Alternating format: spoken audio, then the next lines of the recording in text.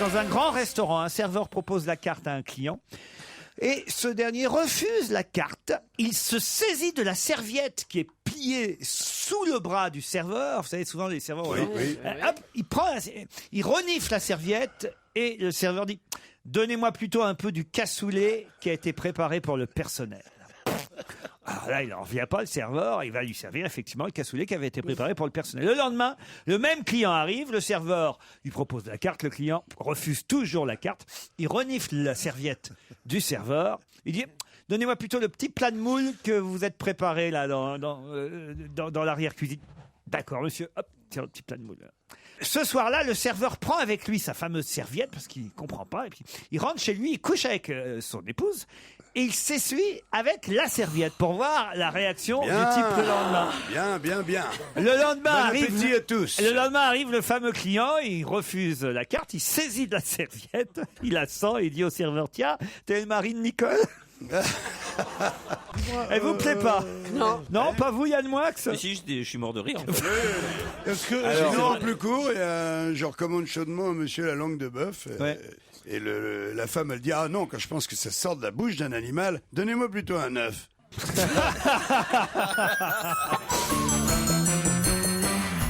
Tarzan est dans la jungle, il se balade de liane en liane, mais il tombe sur une liane poreuse qui se casse. Tarzan fait donc une chute de 50 mètres de haut. Il tombe des branches, résultat, il a un œil crevé, un bras arraché et finit sur un rocher qui lui, paf, arrache le sexe. Il entend les tam-tams au loin, il rampe jusqu'au village, le sorcier vient le voir et lui dit « T'inquiète pas, Tarzan, je vais te remettre sur pied, je vais te greffer un œil de faucon, un bras de gorille et une trompe d'éléphanteau. » Il parle comme Johnny, le sorcier. Hein. Oui, il parle comme ça. Sorcier. Et effectivement, on lui greffe un œil de faucon, on lui greffe un bras de gorille dans le village et une trompe d'éléphanteau. Et Tarzan repart dans la jungle. Tu vas voir, ça va aller maintenant. Et tu reviens me voir d'ici quelques semaines pour me dire comment ça se passe. Au bout de quelques jours, Tarzan revient effectivement super content au village. Il dit « Sorcier, ton œil de faucon est superbe. Je vois le danger de loin, même la nuit. Grâce à toi, c'est extraordinaire. Le bras de gorille, magnifique. Ma force est décuplée. Je prends les lianes d'une main, les crocos de l'autre. Je les fais voler au-dessus de ma tête. C'est vraiment parfait. En revanche, j'ai un problème avec la trompe d'éléphanteau. Dès que je m'arrête de pisser dans la jungle, elle broute l'herbe et elle me fout tout dans le cul. Un instituteur demande à ses élèves, quelle serait pour vous une belle mort? La petite fille dit, c'est mourir comme mon grand-père. Le maître, il dit, bah bon, mais il est mort comment, ton grand-père? Bah, il s'est endormi. Ah, bah, c'est bien ça, alors. Et alors, quelle serait, selon vous, la mort la plus atroce? Et la petite fille répond, ce serait mourir comme les copains de mon grand-père. Alors là, il a, bon, mais ils sont morts comment, les copains de ton grand-père? Bah, ils étaient dans la voiture quand mon grand-père s'est endormi.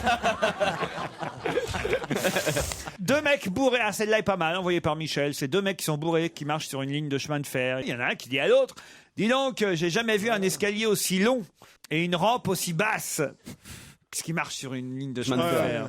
Et il y a l'autre qui lui répond, bah, c'est pas grave, on a bientôt fini, je vois l'ascenseur qui arrive.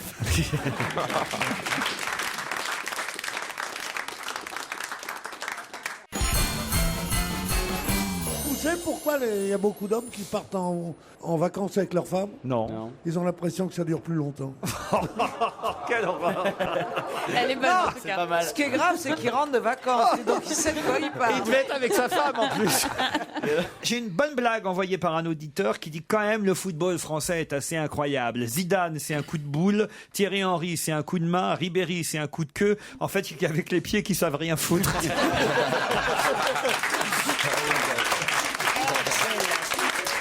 C'est un petit vieux qui voit un gars en train de pêcher tranquillement au bord de l'eau. Alors le type qui est là au bord de l'eau en train de pêcher peinard sans la présence de quelqu'un derrière lui, il se retourne vers le petit vieux et il lui dit mais qu'est-ce qu'il y a? Le petit vieux fait alors on pêche? Bah oui, vous voyez, ça me détend un peu.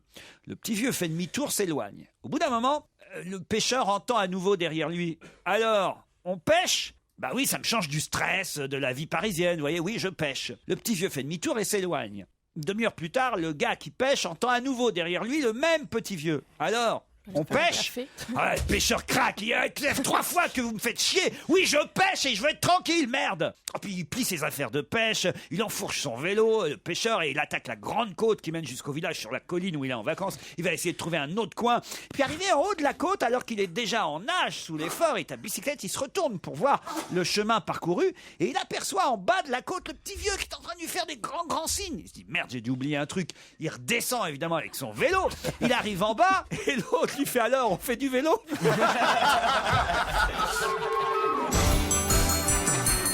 C'est une femme célibataire qui rentre dans un sex shop car elle veut acheter un sextoy pour agrémenter ses nuits solitaires. Elle dit au vendeur: bonjour, je voudrais un sextoy. Le vendeur lui répond: très bien, mais quel genre de sextoy? J'en ai de toutes les formes, de toutes les tailles et de tous les prix. Je ne sais pas trop, qu'est-ce que vous me conseillez, lui dit-elle. Là, le vendeur lui dit: écoutez, j'ai un nouveau vibro extraordinaire, c'est le super vibro. Suffit de lui dire où vous voulez qu'il aille et il y va. Je vais vous montrer. Le vendeur pose le vibro sur le comptoir et dit: super vibro, viens dans ma main. Et comme par magie, le vibro se déplace dans la main du vendeur. La cliente est ébahie, elle dit: c'est génial, je vous le prends.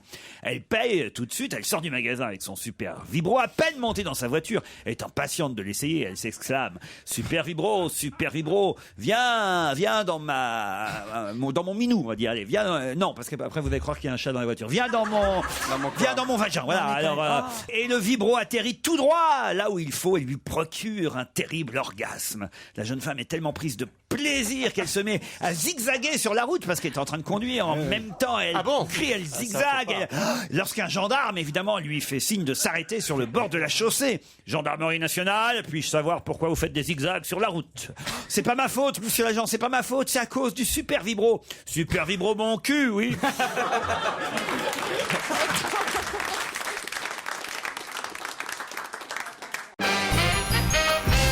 C'est les deux mecs bourrés il y en a un, il dit à l'autre, il dit moi, il se lâche, tu vois, c'est en fin de soirée, il y en a un, il dit moi, mon chien, il vole. Alors j'ai dit, qu'est-ce que tu racontes encore comme connerie? Et il dit, allez, tu me crois pas? Ben, tu viens à la maison, tu vas voir. J'arrive à la maison, évidemment, le mec, il habite au 8e étage. Il ouvre la porte, il y a... Et l'autre, il dit, regarde, c'est mon chien, c'est Bobby. Il dit, vas-y, Bobby, vole. Et l'autre, il dit, mais arrête, c'est un chien, ça vole pas, un chien. Il dit, je te dis qu'il vole. Il met un coup de pied dans le cul à Bobby. Il va, Bobby, vole. Il dit, putain, Bobby, tu me fous la honte devant mon pote, vole. Il lui remet un coup de savate, l'autre, il dit, arrête. C'est un chien, ça vole pas, t'es complètement con. Il dit, tu vois, il vole pas. Il ouvre la fenêtre, il attrape le Bobby et il le jette du 8e étage. Il dit, vas-y Bobby, vole. Évidemment, Bobby il s'écrase comme une merde en bas. Et l'autre il dit, tu vois, je t'avais dit, c'est un chien, ça vole pas, un chien. L'autre il dit, non, c'est pas qu'il vole pas, c'est qu'il m'obéit pas.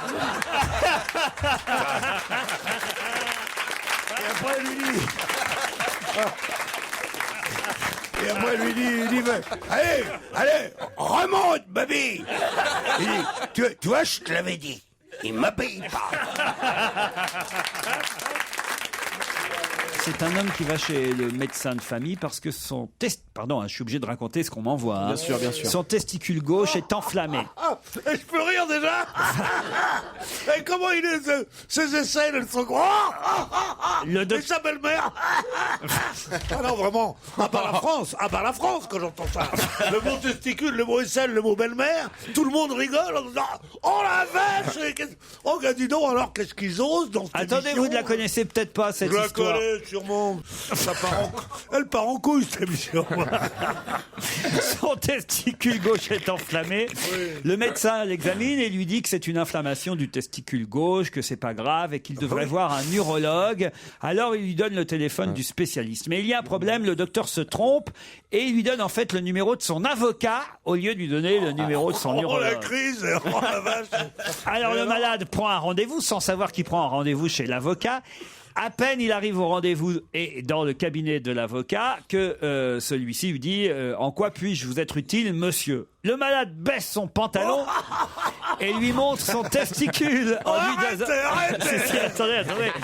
Enfin, comme vous voyez, docteur, j'ai le testicule gauche enflammé. L'avocat, évidemment, le regarde interloqué sans rien comprendre et lui dit, vous savez, moi, ma spécialité, c'est le droit. Et le malade s'énerve en lui disant, c'est vraiment la merde dans ce pays, il y a maintenant même un spécialiste pour chaque couille. Si, elle est pas si mal. Elle est pas mal. Tu connais l'histoire du point commun? Allez-y. C'est un mec, il est très timide, il va dans les surprises parties, comme on disait à l'époque et tout. Il est très timide, et il n'arrive jamais à conclure, jamais. Et alors il dit à son pote qui est Mariole, il lui dit, mais comment on fait? Il dit, mais elles viennent pour ça, les filles ici. Elles viennent pour ça, elles viennent pour se faire sauter. Alors il dit, ah bon. Il dit, mais comment on fait? Il dit, mais tu trouves un point commun et tout de suite ça marche. Alors il dit, ah bon. Alors la prochaine surprise partie, le samedi suivant, il arrive, il s'assoit à côté d'une fille, il dit, vous connaissez le Canada? Elle dit non, il dit, moi non plus, on baise.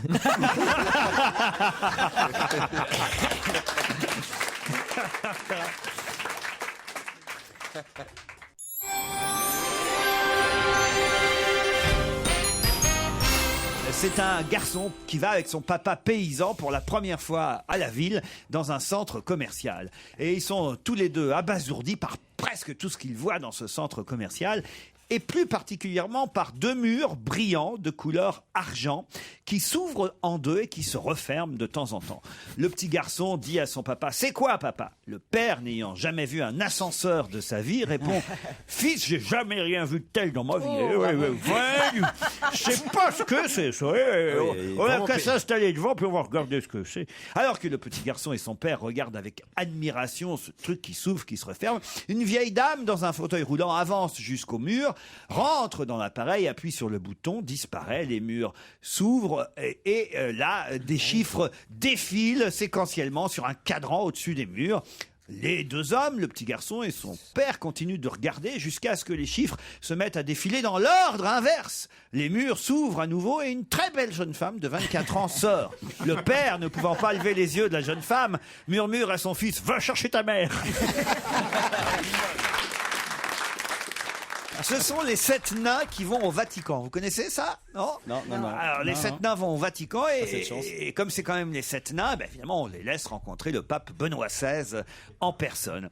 Et c'est Grincheux qui est désigné porte-parole du groupe. Grincheux, mon fils, dit le pape, que puis-je faire pour toi? Grincheux demande, excusez-moi, votre honneur, mais est-ce qu'il y a des bonnes sœurs naines à Rome? Le pape est surpris par cette question étrange, réfléchit un instant et répond « Non, Grincheux, il n'y a pas de bonne sœur naine à Rome. » À ce moment, on entend quelques nains qui ricanent doucement. Grincheux se retourne et son regard cinglant les ramène au silence. Il se tourne à nouveau vers le pape et lui dit « Alors dites-moi, votre excellence, y a-t-il des bonnes sœurs naines en Europe ?» Le pape, perplexe, réfléchit à nouveau et dit « Non, Grincheux, il n'y a pas de bonne sœur naine en Europe non plus. » Cette fois, les autres nains se mettent à rire bien fort. À nouveau, Grincheux les réduit au silence, se retourne vers le pape et dit « Monsieur le pape, y a-t-il au moins une bonne sœur naine quelque part sur Terre ?» Monsieur le pape.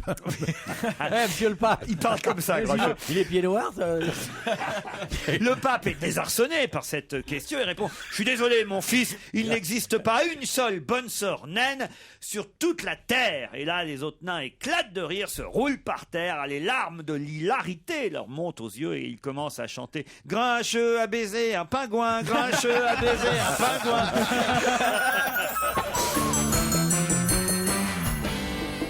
C'est 3 types qui sont en tôle à la prison de la santé.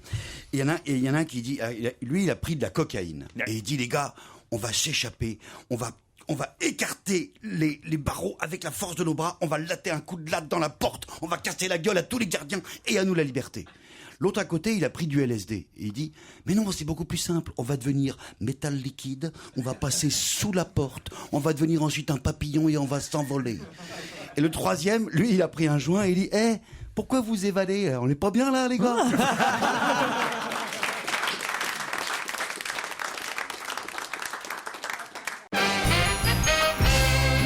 Raconter l'histoire de ce jeune homme qui retourne dans son village. Très bien. Après quelques années passées en ville, où il a fait quelques affaires, et il revient en volant d'une magnifique BMW décapotable, Et il demande à ses parents, où est Manon? Manon, elle était à la ferme à l'époque. Elle est à la boulangerie maintenant. Alors il passe au village et il tombe sur Manon qui le félicite pour la belle voiture et lui dit, tu veux faire un petit tour, Manon? Ah bah moi je vais bien, dit-elle. Il lui dit, monte, on va aller au lac. Ils partent au lac, 8 ou 10 kilomètres. Arrivé sur place, il lui dit, Manon, tu me ferais pas une petite gentillesse? Elle lui dit, tu veux rire ou quoi? C'est parce que tu as une belle voiture qu'il faut que tu me demandes ça. Il lui dit, si tu veux pas, tu rentres à pied. Elle dit, ben je m'en fous, je rentre à pied. Elle claque la portière de la voiture et elle rentre à pied. Le lendemain matin, le jeune homme repasse devant la boulangerie. Elle est en train de regonfler un pneu de bicyclette. Il lui dit, tu veux faire un tour, Manon? Ah, Manon, elle dit, moi je veux bien. Il lui dit, tu veux qu'on aille au château? Ah ben d'accord. Et elle monte dans la voiture, le château, 22 kilomètres quand même. Hein.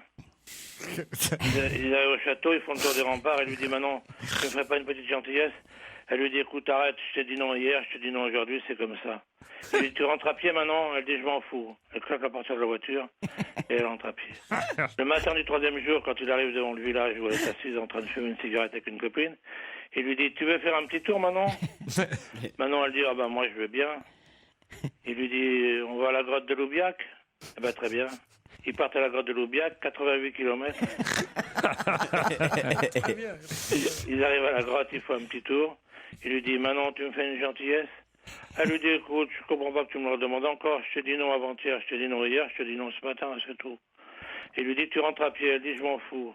Elle claque la portière et elle part à pied. Lui, il fait demi-tour. Et quand il arrive à sa hauteur, elle lui fait un signe de la main. Il se dit, tiens, elle a dû réfléchir. C'est gagné. Il s'arrête. Il lui fait, qu'est-ce que tu veux me dire maintenant? Elle lui dit, tu sais, je pensais à un truc. Passe pas demain matin, je serai pas rentré.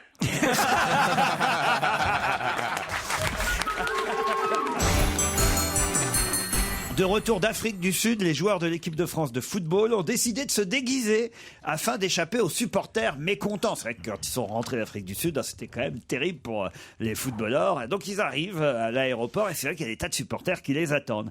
Alors Patrice Evra, qui est le capitaine, se déguise en émir du pétrole. Il est méconnaissable, on peut vraiment pas le reconnaître. Il est là dans le hall de l'aéroport.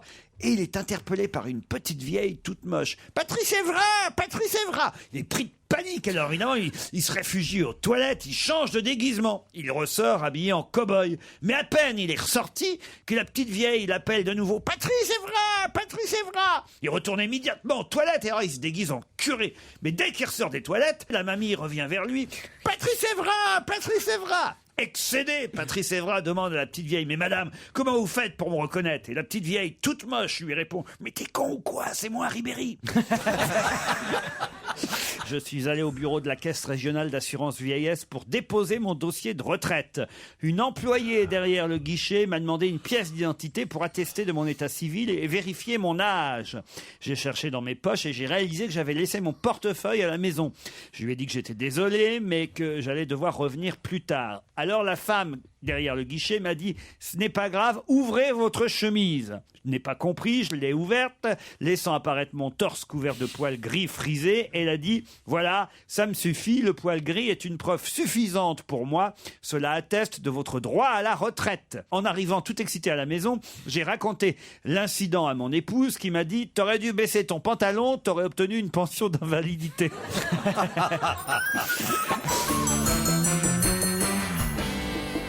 Pierre Bénichou, Titoff et Joujou se promènent dans la rue quand tout à coup, une femme plantureuse crie par sa fenêtre « De l'amour, je veux de l'amour !» Aussitôt, les trois complices se regardent, se demandant que faire, jusqu'à ce que Joujou monte rejoindre la dame. Il redescend quelques minutes après, le petit Jérémy, en nage, dit « C'était terrible, elle a pris 2 fois du plaisir et elle a tracé 2 bâtons de craie sur un tableau. » Ça arrive souvent. Ouais. Sur ce, la femme réapparaît à la fenêtre et crie « De l'amour, je veux de l'amour !» Aussitôt, Titoff, c'est là une sévère, un plaisir promis.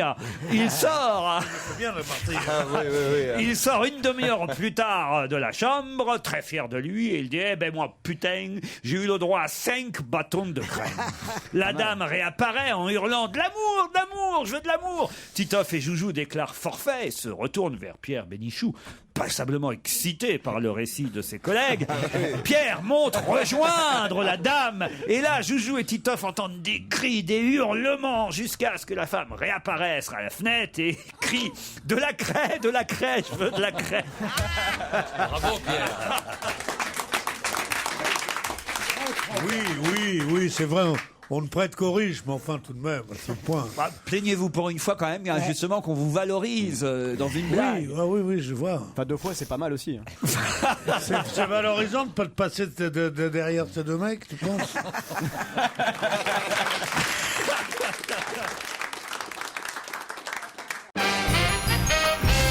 Le mec, il croise un pote, il dit, écoute, je reviens de Bretagne, il dit, tu peux pas savoir, là-bas, les putes, elles font des pipes bretonnes. J'ai dit, mais qu'est-ce que tu me racontes? Il dit, si, il y a 3 tarifs. Il y a 200 €, 300 € et 500 €. Il dit, à 200 €, elle te fait quoi? Tu dis, tu peux pas savoir. Elle t'enroule la bite dans une crêpe au sucre. Tu vois, chaude. Elle tourne la crêpe. Le sucre, il te chatouille la bite et tout. Et elle la mange en même temps. Bon. Et il dit à 300 €, il dit à 300 €, elle rajoute du Nutella et de la confiture de framboise chaude. Avec le bout de la langue, elle va chercher derrière le gland la confiture, et tout en la mangeant, extraordinaire, génial. Vous êtes sur Et France dit, Culture. Hein. Et il dit, et celle à 500. Oh, il dit, celle à 500, je l'ai pas fait. Quand je l'ai vu arriver avec le grand marnier et le briquet, je me suis barré.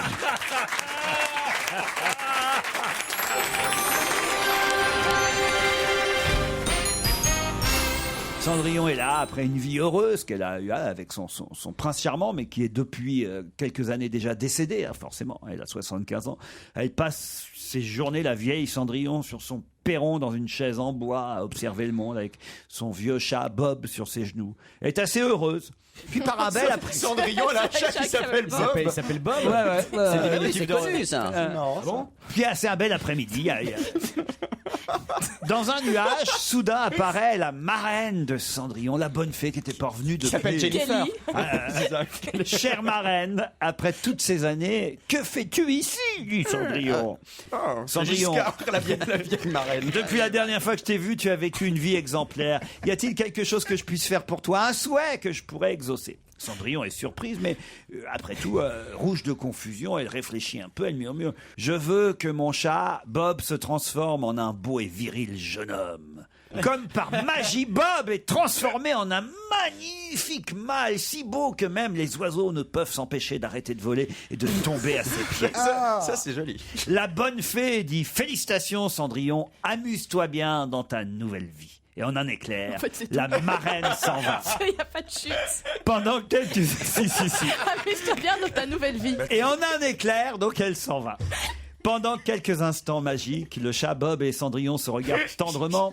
Cendrillon est comme hypnotisé par le plus bel homme qu'elle a jamais vu, qui n'est plus un chat, qui est devenu un homme magnifique, vous avez bien compris. Puis Bob s'avance langoureusement vers elle, la prend dans ses bras musclés, commence à lui embrasser l'oreille dans un souffle chaud, et soudain il lui murmure « Là, je pense que tu regrettes de m'avoir fait opérer, non ?»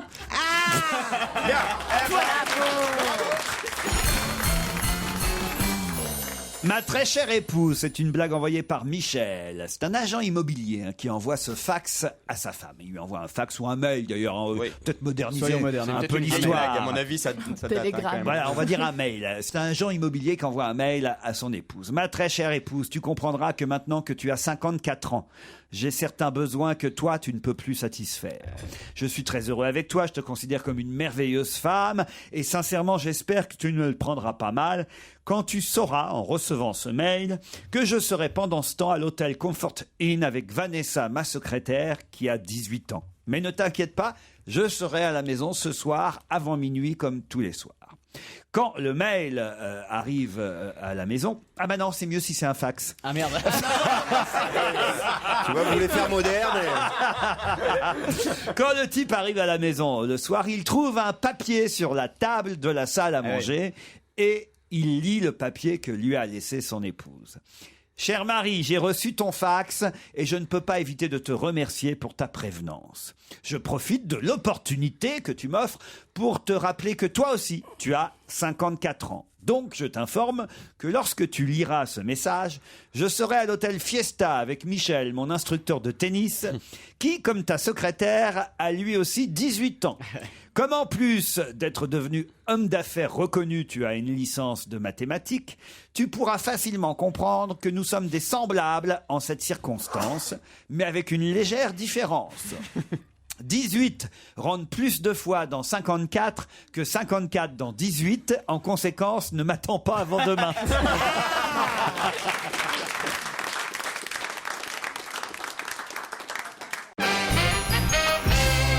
C'est un type qui décide de voir un psychanalyste parce qu'il a un problème véritable, pas de sommeil, mais un problème de rêve.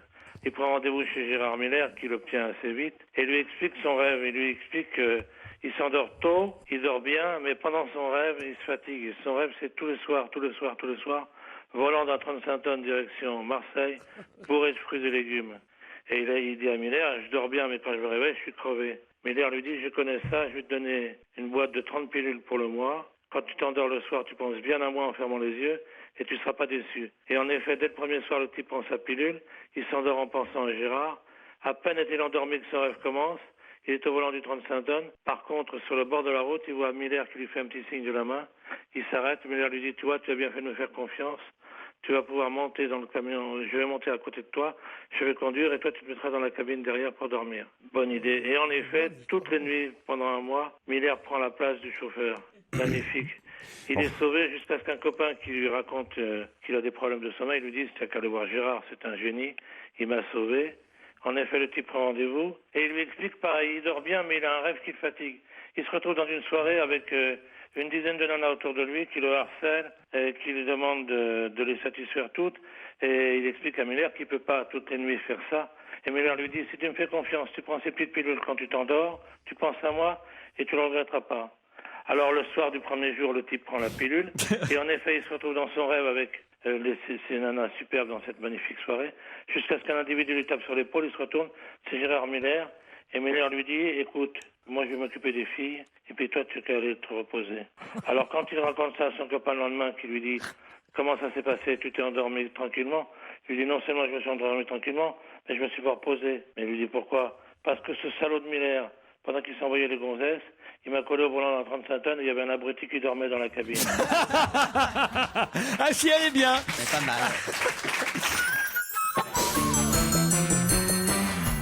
Un instituteur en classe de CP s'adresse à ses élèves. Alors, Laurent, qu'est-ce que tu as fait toi pendant la récréation? Oh ben, je me suis amusé dans le bac à sable. Très bien, Laurent, si tu réussis à écrire au tableau le mot sable, sans faute, je te mets 20 en orthographe. Le petit Laurent passe au tableau, il écrit le mot sable, 20 sur 20 en orthographe. Bravo, félicitations, Laurent.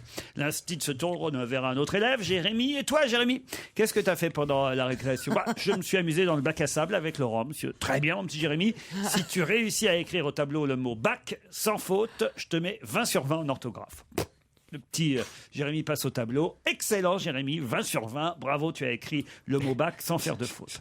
L'instituteur se retourne et dit, et toi, Mohamed, qu'est-ce que tu as fait à la récréation? Alors, moi, monsieur, écoutez, j'ai voulu m'amuser dans le bac à sable avec Jérémy et avec Laurent, mais ils n'ont pas voulu, ils m'ont dit de me casser, sinon ils me pétaient la gueule. Mais c'est ignoble! C'est la manifestation d'une discrimination scandaleuse d'un groupe ethnique minoritaire dont l'intégration sociale pourrait être mise en cause. Et en plus, dans ma classe, en plus. Écoute, Mohamed, si tu réussis à écrire au tableau discrimination scandaleuse d'un groupe ethnique minoritaire dont l'intégration sociale pourrait être remise en cause, je te mets aussi un 20.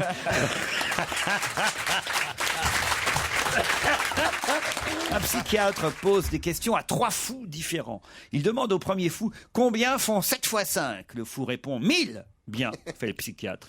Le psychiatre note la réponse dans son carnet. Il demande au deuxième fou combien font 7 x 5. Jeudi, répond le fou. Le psychiatre note... C'est inquiétant, tu Bien. fais super bien. Le psychiatre note la réponse dans son carnet. Jeudi. Il demande au troisième fou combien font 7 x 5. 35, dit le troisième fou. Le psychiatre fait bien, c'est génial. Comment vous avez trouvé? Le fou dit c'est simple, j'ai divisé 1000 par jeudi. Après 35 ans de mariage, voilà un couple qui est là ensemble, ils se regardent et puis le mari dit après 35 ans de mariage, je regarde ma femme et je lui dis chérie, il y a 35 ans, on avait un petit appartement, une vieille voiture. On dormait sur le canapé en regardant une télé en noir et blanc de 41 cm. Mais je dormais avec une jeune blonde de 25 ans.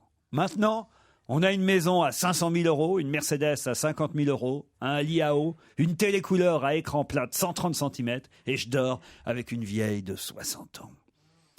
La femme, qui est très vive d'esprit, répond « T'as juste à te trouver une jeune blonde de 25 ans Et mon avocat fera en sorte que tu te retrouves dans un petit appartement avec une vieille voiture et que tu dormes sur un canapé en regardant ta télé noir et blanc de 41 cm.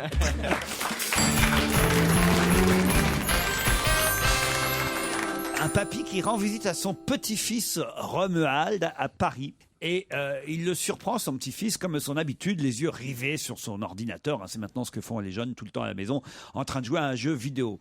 Mais enfin, Romuald, t'es encore fichu devant ton ordinateur. Faut sortir, bon Dieu, enfin, merde. À ton âge, moi, j'allais à Paris, je sais pas, au Moulin Rouge, je buvais toute la nuit, je baisais les danseuses, je pissais sur le barman, je partais sans payer. Voilà ce que c'est qu'une vraie vie d'homme, quoi. On reste pas comme ça sur son ordinateur. Une semaine plus tard, le papy retourne voir son petit-fils et il le trouve cette fois dans son lit, mais alors dans un piteux état, couvert de bleu avec un bras dans le plâtre. Bah enfin mon petit Romuald, mais qu'est-ce qui t'est arrivé? Bah j'ai fait comme tu m'as dit, papy, je suis allé au Moulin Rouge, j'ai bu comme un trou, j'ai peloté les danseuses, j'ai pissé sur le barman, sauf que les videurs ont pas vraiment apprécié, ils m'ont cassé la gueule. Mais t'étais avec qui, Romuald? Bah avec une bande de potes. Pourquoi toi tu y allais avec qui, toi? Avec les nazis.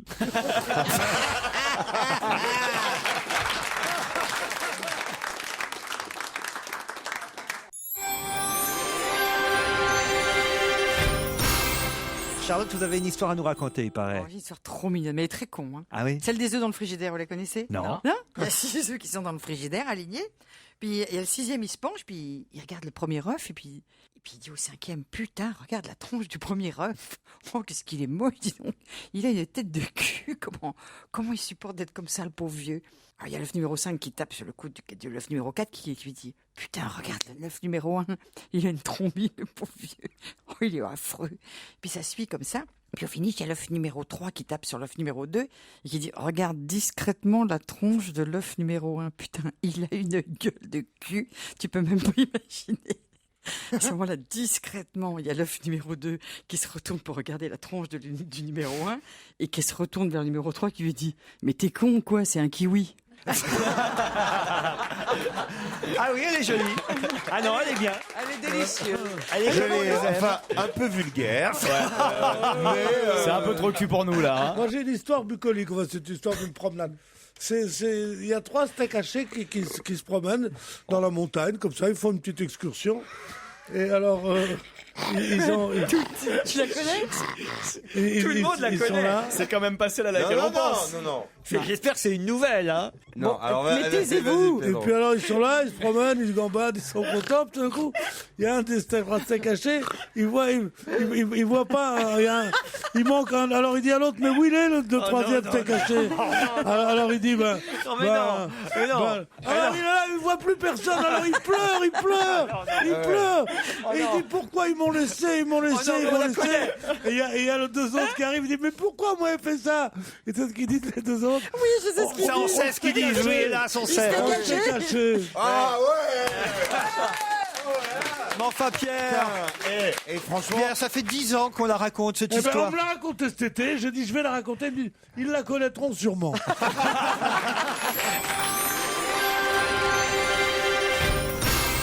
Tu sais pourquoi elles ont un neurone, les majorettes? Non. Pour pas chier partout comme des poules.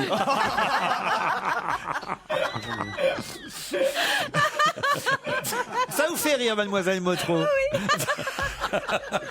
C'est bien la première fois qu'on arrive à faire rire Isabelle avec une blague. Regardez, il est vert de jalousie, Bénichou.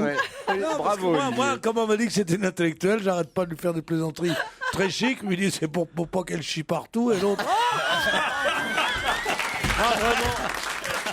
C'est une petite fille de 6 ans qui vient d'emménager dans une nouvelle maison. À côté se trouve un terrain vague où des ouvriers construisent une autre maison. La petite fille commence à aller voir de plus près ce qui se passe sur ce chantier. Après quelques jours, elle devient, comme ça, naturellement, la mascotte du projet et la mascotte de ce chantier. Le chef de chantier lui donne même des petites tâches à accomplir afin qu'elle participe.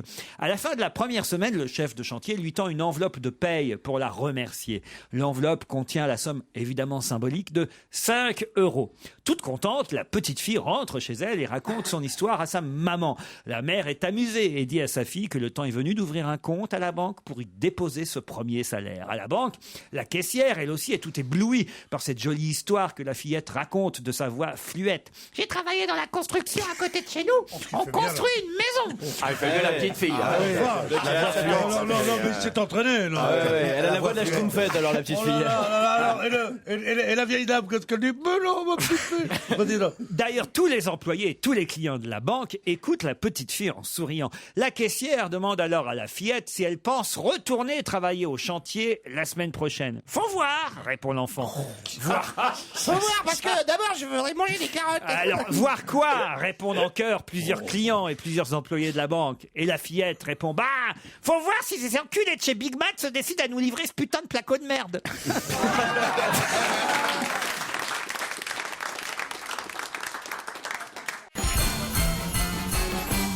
J'ai Jérôme qui m'envoie l'histoire d'un couple de motards belges passionnés de moto. Alors ils ont une vie forcément trépidante, voilà, et puis évidemment au bout des quelques années de couple, de mariage, même si au début ils étaient tous les deux en moto, ils commencent à se lasser forcément. C'est plus comme au premier jour entre eux, hein, ça va de soi. Puis un jour le gars se rend dans un magasin d'accessoires de moto, puis il trouve une magnifique paire de bottes, des bottes alors, dont il a toujours rêvé, bottes en cuir, pointues, on dirait des Santiago, mais c'est pas vraiment des Santiago. Elles résistent à l'eau, tout, enfin, vraiment les bottes parfaites de motard. Alors il est tout fier de rentrer chez lui avec ses bottes. Alors le soir, il rentre, il est tout content. Puis il est pressé de montrer sa belle paire de bottes à sa femme. Il marche dans le salon. Sa femme regarde pas. Ça fait trop d'années qu'ils vivent ensemble. Elle voit même pas les bottes. Elle regarde la télé. Alors lui, il marche dans le salon en faisant du bruit avec tes bottes. Et tout. Elle voit toujours rien. Ça, nom de Dieu, 300 € la paire de bottes quand même. Puis elle voit toujours pas. Ça est dur quand même. J'attendais l'accent quand même. On attendait depuis le début, mais c'est arrivé. Alors il monte dans la salle de bain, il se fout complètement à poil, mais il remet les bottes. Et il redescend tout content à poil avec les bottes dans le salon. Là, il tourne dans le salon avec ses bottes. Sa femme le regarde toujours pas. Alors il lui dit quand même, bah alors, tu vois rien là? Elle le regarde d'un air distrait et répond, bah si, je vois qu'elle pend. Elle a toujours pendu et elle pendra toujours. Alors ça, c'est quand même, c'est assez curieux. Hein. Ouais, ça, c'est dommage. C'est tellement surjoué. Non, c'est très fin. La blague, elle dure 3 heures. Elle a l'air bien. Et voilà, c'est la fin de cette émission. La suite de la blague dans demain. Voilà, soyez présents. Ça pense. Non, arrêtez, il n'aime pas qu'on le coupe quand il refait Giscard. Arrêtez. Ça, évidemment, qu'elle pend, n'est-ce pas? C'est parce qu'elle regarde mes bottes. Et là, qu'est-ce qu'elle répond, la femme belge? Bah, t'aurais mieux fait d'acheter un casque. J'en ai une qui va un peu plus plaire à Christine Bravo. C'est une automobiliste qui circule sur une route de campagne et elle se fait flasher par un radar planqué derrière un dodane. Elle est contrainte de s'arrêter pour répondre évidemment de son infraction et le flic commence à questionner cette automobiliste. Nom, prénom, permis de conduire, profession. Et là, à profession, la conductrice répond « Je suis dans le médical, je suis élargisseuse d'anus. » c'est ça qui va me plaire. Le policier est quand même très surpris. Il dit mais en quoi ça consiste ce métier? Il dit bah écoutez, je prends un anus, j'y introduis un doigt, puis 2 doigts, puis ensuite toute la main, puis les 2 mains, puis le bras. Parfois je pose des étais. Et il m'arrive aussi d'utiliser des forceps ou de m'aider de mes pieds. Et je m'arrête quand j'obtiens un beau trou du cul de 1,80 m. Et là le flic regarde dans le vide comme s'il essayait de se représenter la scène incroyable. Il dit mais qu'est-ce qu'on peut faire avec un trou du cul d'1,80 m? Bah en général on lui donne un radar et on lui dit d'aller le planquer derrière un dodane. Marseillais, un breton et un ch'ti qui découvrent un génie. Vous savez, dans une lampe à pétrole, il y a toujours un génie qui quand sort. on frotte la lampe. Le génie leur dit « Jetez n'importe quoi dans l'océan et si je le retrouve, vous mourrez. Autrement, je ferai tout ce que vous désirerez. » Bon, alors le Marseillais jette un cure-dent en se disant « Le génie va jamais retrouver le cure-dent. » Paf, le génie retrouve le cure-dent et évidemment le Marseillais meurt. Oh non. Le breton jette un clou. Le génie retrouve le clou. Le breton meurt. Le ch'ti jette quelque chose. Le génie cherche. Et à bout de force, il demande « Mais qu'est-ce que t'as jeté, toi, le ch'ti ?» Et le ch'ti dit « Eh, Bilou, tu peux toujours chercher ?» Et j'ai jeté un efferalgan.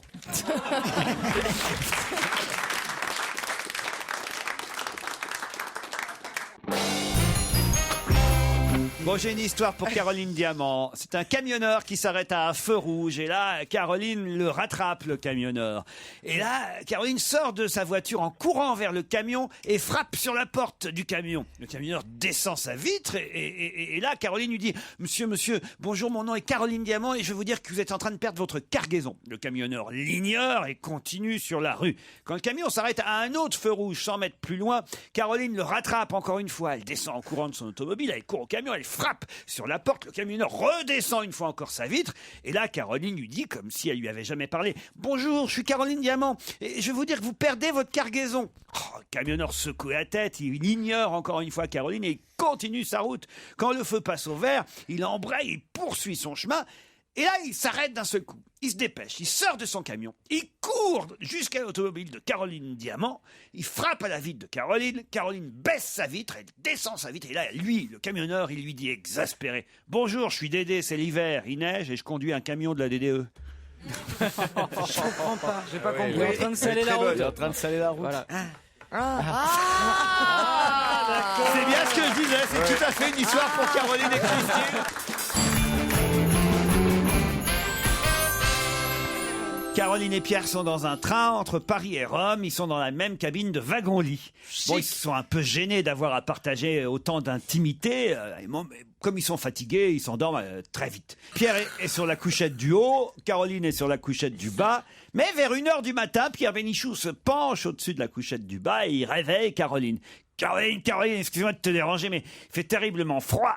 T'aurais pas la gentillesse de me donner la couverture qui se trouve dans le casier ? J'ai une bien meilleure idée, dit Caroline. Faisons semblant que nous sommes tous les deux mariés, juste pour une nuit. Ça te va ? Quelle idée intéressante et excitante, dit Pierre. Je suis tout à fait d'accord. Bon, bah alors va la chercher toi-même, ta couverture, et fais pas chier.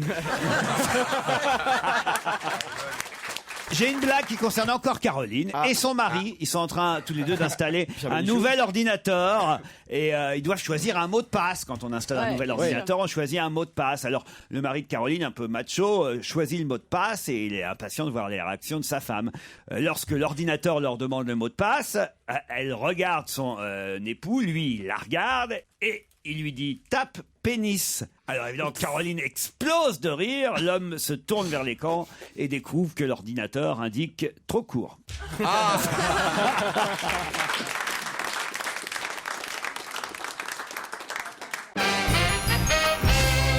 tiens, d'après une rumeur très sérieuse, Dominique Strauss-Kahn serait embauché au Fonds monétaire international. En effet, on lui aurait proposé un poste de vigile. Il doit monter la garde jour et nuit. Quelle horreur! Un sondage réalisé auprès des femmes françaises pour savoir si elles souhaiteraient avoir une relation sexuelle avec Dominique Strauss-Kahn. Alors 5% ont dit oui, pourquoi pas. 10% ont répondu jamais de la vie. 85% ont répondu plus jamais. Luc, maintenant, va nous raconter une histoire. Salut, Luc. Salut, Laurent. Alors voilà, ça se passe au couvent et c'est l'histoire d'une bonne sœur. Une toute jeune bonne sœur, une novice, elle vient d'entrer dans les ordres, elle a à peine 18 ans. Et est venue son premier week-end hors du couvent. Toute contente de se retrouver à l'extérieur, elle appelle ses copines qui sont ravies de la revoir. Et elle lui organise une petite fête. Le soir venu, tout le monde se retrouve chez une des filles. La toute fraîche bonne sœur se laisse entraîner dans la fête et commence à boire verre sur verre jusqu'au moment où la musique se fait un peu plus calme. J'espère que c'est drôle quand même, Pascal. Non, mais c'est seulement à la fin que c'est drôle. C'est ça qui nous rend triste. C'est bien ça le problème. La novice donc se fait offrir un verre, 2 verres, 3 verres, et puis finalement se voit proposer une petite danse lascive avec un gars qu'elle connaît à peine. On parle de bonne sœur, on est bien d'accord. Je commence à douter. Oui, non, mais tout à fait. La bonne sœur, elle est toute fraîche, elle vient de commencer. C'est bien, c'est lecture. Elle vient de commencer, quoi, l'histoire. Elle vient de commencer l'histoire. Ah, je vais y aller, moi. Non, mais c'est bien, c'est lecture, c'est un nouveau concept. Arrêtez. On se repose comme ça. Moi, je plisse un peu les yeux, je suis bien. On sera encore là demain avec vos interruptions. Moi aussi, j'ai envie de savoir ce qui arrive à la bonne sœur. Reprends du début. Une danse lascive. Qui est gentiment bien imbibée quand même, se laisse entraîner dans une chambre par un jeune homme. Mais dans un couvent, il n'y a pas de jeune homme, normalement. Mais non, elle est allée. Laurent, parce que ça va pas du tout. Notre petite bonne sœur, qui est au couvent depuis 2 mois. Seulement elle va déjà se faire sauter par un autre mec. Elle a sa première sortie. Ah, d'accord. Voilà. Et alors, elle n'y résiste pas. Elle a plus trop toute sa tête non plus. Elle s'agenouille devant lui et plutôt que de lui réciter ses prières, elle lui baisse son pantalon et lui pratique une langoureuse fellation. Inflation. Le lendemain, toute honteuse et embrumée par les exagérations de la nuit, elle confie à ses copines tout ce qu'elle a fait caché dans cette chambre. Elle se dit, oulala, comment je vais faire? Je ne vais pas pouvoir rentrer au couvent, j'ai ça sur la conscience, il faut absolument que je me libère, que j'aille au confessionnal. Et voilà comment va-t-elle avouer tout ça? Alors ses copines lui disent, écoute, il n'y a pas de problème. Elle a intérêt d'être drôle, la chute. C'est bon. Arrêtez. Ça c'est votre plante à réveiller. Attendez, elle va au confessionnal, très bien. Je sais ce qu'elle fait. C'est épais l'œuvre de Victor Hugo, on en a pour un moment là. Moi, je sais ce qu'elle va faire. Ah, qu'est-ce qu'elle va faire? Elle va pas baisser le pantalon, elle va lever la robe du prêtre. Oui, excité, Claude. Oui, Claude, attendez la fin. Voilà. C'est la fin. Donc elle n'est pas encore au confessionnal. Dépêche-toi parce qu'il y a l'invité d'honneur dans les couloirs. Hein. Ça ferme à 18h, le confessionnal. Ça ferme après, il y a 2 mois. Hein. Alors ses copines lui disent, écoute, il n'y a pas de problème, tu as qu'à dire que tu as schtroumpfé, tu n'as pas besoin d'avouer ce que tu as fait vraiment, ta conscience sera libérée, ne t'inquiète pas. Elle y va, elle prend son courage à 2 mains, elle rentre au confessionnal et elle dit au père, voilà mon père, j'ai schtroumpfé. Alors le père lui dit, bon, il veut faire un peu le gars qui est jeune et qui a compris, et il lui dit, écoute, tu me fais des Ave Maria, il n'y a pas de problème, et tes péchés seront absous. Le week-end suivant, rebelote. On l'a fait courte? Ok. Ah oui. Faisons la courte. Moi je veux les détails du week-end suivant. On raconte tout savoir. La voilà qui revient au couvent, idem, elle retourne au confessionnal. Bonjour mon père, voilà, ce week-end, j'ai encore schtroumpfé. Le père lui dit, j'aimerais quand même bien savoir un peu ce que c'est. Écoute ma fille, tu me fais 5 Ave Maria, mais tu m'avoues ce que veut dire schtroumpfer, j'ai quand même bien envie de savoir. Alors, toute honteuse, toute rouge, elle lui dit, voilà, j'ai fait des inflations toute la nuit à un gars. Le père, lui dit, vas-y, c'est bon, mais ne recommence pas. Quand elle sort du confessionnal, elle arrive dans le jardin et elle retrouve la plus vieille nonne du couvent, toute vieille, qui est sur son banc, en train de pleurer toutes les larmes de son corps. Elle est très vieille, elle a 85 ans dans 1 an et quelques mois. Elle est vraiment très vieille. Elle pleure. Et la jeune novice lui dit, mais pourquoi pleurez-vous comme ça? Alors la bonne sœur lui dit, ben voilà, j'ai fait le péché de sucrerie, je me suis envoyé un paquet de bonbons, moi toute seule, tout le week-end. Il dit, mais il n'y a pas de problème, allez vous confesser, moi j'en ai fait l'expérience, ça libère l'esprit. Non, on va pas aller encore se confesser là. Elle lui dit, évidemment, je ne peux pas aller me confesser et avouer ce péché. Mais la jeune novice lui dit, il n'y a pas de problème. Vous avez qu'à dire que vous avez schtroumpfé, ça passera comme une lettre à la poste. Voilà. Alors notre vieille bonne soeur rentre dans le confessionnal et dit, voilà mon père, bonsoir, j'ai schtroumpfé ce week-end. Et le père tombe à la renverse et lui dit, quoi? Vous, à votre âge? Elle lui répond, bah quoi? J'ai encore toutes mes dents pour sucer. Un bonbon. Oui. Elle suçait un bonbon. Alors, je vais vous dire, du tout. Luc, on la connaissait, mais alors beaucoup plus courte alors. Oui. Je crois que Gérard Miller cherche un co-auteur pour son one-man show.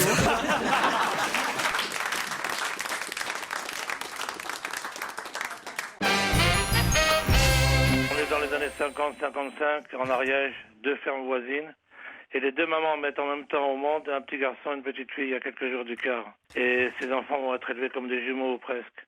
Ça veut dire que quand ils partent à l'école, ils se donnent la main, ils font leurs devoirs ensemble le soir, la veillée en même temps dans les familles. Un coup dans la ferme ici, un coup dans l'autre ferme. Et puis on grandit doucement. Et puis arrive l'âge du certificat d'études. Ils révisent ensemble. Le dimanche, ils vont chercher quelques champignons dans la forêt. Et puis, on est abonné à Mickey ou à Picsou. Et puis, on partage plein de choses ensemble. Et puis, à un moment, il faut aller travailler. Il achète une voiture. Il passe la prendre le matin. Il la ramène le soir. Ils font la gamelle ensemble le midi. Ils partent de temps en temps au cinéma dans la ville. Et puis, un soir qu'ils sont tous les 2 à la veillée, ça lui prend. Il la regarde et lui dit, tu sais, on pourrait se marier. Elle le regarde avec des grands yeux. Elle lui dit, moi, je veux bien, mais avec qui? On connaît personne. Très, très jolie. Elle est jolie. Je voudrais quand même remercier un monsieur là qui était dans le public et qui nous a apporté des bons chocolats. On les a même pas goûtés. On attendait que tu nous en offres. Ah bah c'est pour tout le monde. Non, on l'a vu. De la On a- façon. On Pardon, a compris que de la façon dont tu les as mis à gauche. Mais non, moi je mange pas de chocolat, ça sans veut dire. nous regarder. Alors c'est. Tu manges pas de chocolat? Bah non. Mais qu'est-ce qui te fait grossir comme ça? Bah, C'est le souci. vous, le stress, vous voyez. On va faire un peu de bruit, voilà. Excusez-moi, mais il y a des. Je préfère que vous les testiez avant, Jean-Pierre. Après, peut-être j'en prends un. Il y a des blagues dans le chocolat. Vous voulez que je vous les une Ah, il y a des blagues, allez-y. Ah oui. ouais. Un touriste à l'hôtelier. Combien les chambres? Premier étage, 1000 francs. C'est des vieilles blagues. Deuxième étage, 800 francs. Troisième étage, 600 francs. Merci, l'hôtel n'est pas assez haut pour moi. Voilà. Pas mal. Moi aussi, j'ai une blague. J'en Allez-y. avais une autre Allez, tout tout à bien. l'heure. Alors, je la fais comme ça. Après, j'aurai fini mes blagues. Ça va préparer deux, quoi. C'est une journaliste, ouais.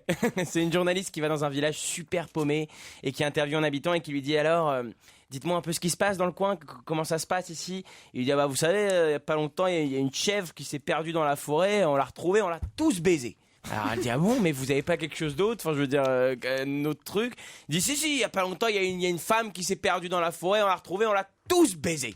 Et il dit non mais je veux dire quelque chose de grave, quelque chose qui fait de la peine. Il dit ah bah moi il y a pas longtemps je me suis perdu dans la forêt. Ouais, mignonne. Hein, elle est gentille. Quoi. Jean-Pierre, ça vous rappelle Ah Jean-Pierre, vous n'êtes pas obligé de manger des chocolats. On bouffe du chocolat, tu nous poses pas de questions. Vous connaissez la différence entre un clitoris et une tarte aux pommes? Oh écoutez, oui. Vous voulez que je vous dise oui? Voilà. Elle est nulle. Hein. C'est quoi la différence? Bah, tu peux bouffer la tarte aux pommes de ta grand-mère. C'est un jeune chocolatier qui s'appelle Romain Sorel qui nous a envoyé ces chocolats en tête du concours des talents comtois. Voilà. Premier au concours régional du meilleur apprenti de France. Merci monsieur, c'est dans le Doubs. Ils viennent de Besançon ces chocolats. Oh, il y en a une bonne là. Ben moi j'en ai pas, pourquoi? C'est que les drôles qui ont des blagues. Heureusement que votre chocolat est bon, parce que sinon je ferais la gueule, moi j'ai pas d'histoire. Allez-y, c'est quoi votre histoire? Lily et Claire sont deux jumelles. Leur maman les a confiées à une dame pour les surveiller. La dame. T'as des morceaux au fond là. Mais comment vais-je faire pour les distinguer? C'est qui la dame? Et alors la maman lui dit, ce n'est pas compliqué, vous voyez, celle qui est à côté de Lily, eh bien, c'est Claire. Eh bien, ça a de blague. Hein. heureusement que les chocolats sont très bons. Non, moi je trouve qu'on a des beaux succès là. Non, il a des bien. Didi demande à sa mère. C'est vrai, maman, que les anges ont des ailes? Mais oui, chérie. Alors ils peuvent s'envoler? Bien sûr. Eh bien, j'ai entendu ce matin que papa disait mon ange a la bonne. Est-ce qu'elle va s'envoler aussi? Et comment? Pas plus tard que tout de suite. Ah, il y en a une autre là, il y en a une autre dans le chocolat. Europe 1, la radio des blagues. J'ai pris une autre là. Alors, c'est deux grosses putes. Oh, mais enfin, monsieur. Mais Jean-Pierre, arrêtez de manger des chocolats, enfin. Comment tu crois qu'il... Je cherche une histoire, j'en ai pas, regarde. J'en suis à mon Bah oui, mais cinquième pardon. chocolat, j'ai pas d'histoire. Mais c'est normal, Jean-Pierre, parce qu'il faut pas manger le papier. Hein. Jean-Pierre, vous mangez le papier, c'est là-dedans qu'il y a le chocolat. La blague. Allez-y, Jean-Pierre, essayez, allez-y. Tintin se précipite dans le bureau de papa. Dis donc. Tintin? Oui, Tintin. T'es sûr que c'est pas Toto? Écoute, joli Tintin, je sais quand même lire Tintin. Mais t'as mis tes lunettes à l'arrière du crâne. Non, mais par contre, Jean-Pierre, il faut y pardon. croire à votre blague. Mais par contre, Je sais aussi lire par derrière. mais avec une blague comme ça, par contre, vous avez regardé la date sur les chocolats ou pas? Non, parce que c'est vas-y, curieux. Tintin se Tintin, on n'a précipite. jamais connu son papa. Bon bah c'est une blague de Tintin. Bon, alors allons-y. Tintin se précipite dans le bureau de papa. Dis donc, tu sais pas quoi? Eh ben, je me suis fabriqué un violon avec une de tes vieilles boîtes de cigarettes. Ah, dis donc. Et alors? C'est très bien, mon bonhomme. Et où as-tu pris les cordes? Dans le piano. Ah ouais. Ah ouais. Voilà, Europe 1, la radio des blagues. Mais c'est pas possible. Attendez, La je comprends blague pas. de Non, mais elle n'est pas merde. terminée, Non, votre c'est pas ça, blague, parce là. que la blague, là. Si, c'est la chute. Donnez-la-moi, donnez-la-moi. Je trouve que c'est vrai. Non, mais elle est mal racontée, c'est pas possible. Faut le faire avec l'accent belge, hein. Ah ouais, c'est ça. Parce que non, mais ce que personne n'a relevé, c'est qu'à un moment donné, Laurent a dit, mais Tintin, on le connaît pas, le papa de Tintin. On sent que ça a travaillé toute son adolescence, tu sais. Comme Il est où, Wally le papa B. de Tintin? Il a pas de maman non plus, Tintin. Oh, le Non. pauvre Il Tintin. a juste un chien et un vieux capitaine. Ah Laurent, je crois que j'en ai une avec l'accent belge. Comme ça, Allez-y, on termine allez-y. sur Ah l'accent ouais, belge. voilà. Allez-y. C'est deux Belges qui marchent dans la rue. Et là, il y en a un qui fait ah, mais regarde là, t'as marché dans la merde. Il dit t'as marché dans la merde. Je sais pas faire l'accent. Et il lui dit t'es sûr que c'est de la merde? Mais non, c'est de la terre. Et il dit mais non, regarde, c'est de la merde. Là. Il prend la merde sur la truc. Il dit bah sans, regarde. Mais non, c'est pas de la merde, c'est de la terre. Ça. Il prend un petit bout comme ça, il sent, il fait ah ouais peut-être que. Mais non, c'est de la terre. Mais non, regarde, c'est de la merde. Mais écoute, prends un bout, mange un bout. Ils mangent chacun un petit bout, tu vois. Et il fait ah ouais, je crois que c'est de la merde. Eh ben dire que t'as failli marcher dedans.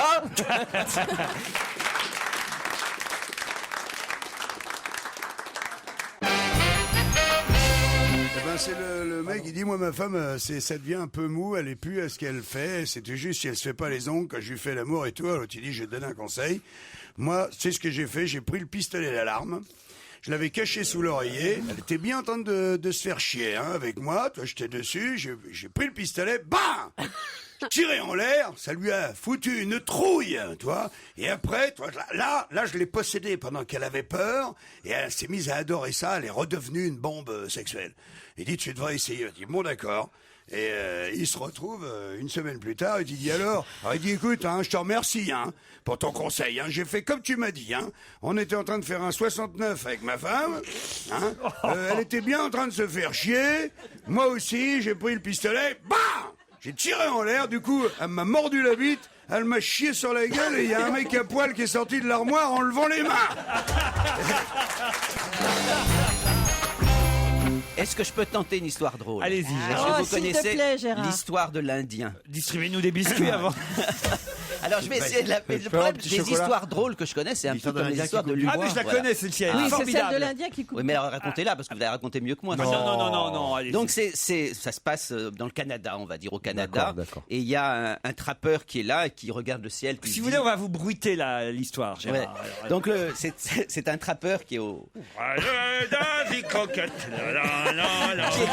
C'est comme ça. Ah ouais, trappeur. C'est un trappeur de San Francisco.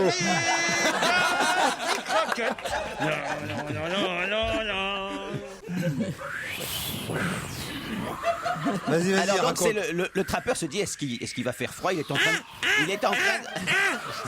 train de couper son bois, il coupe son bois pour mettre du bois de côté. Et puis il a coupé son bois et il se dit oui mais est-ce qu'il va faire froid ou très froid?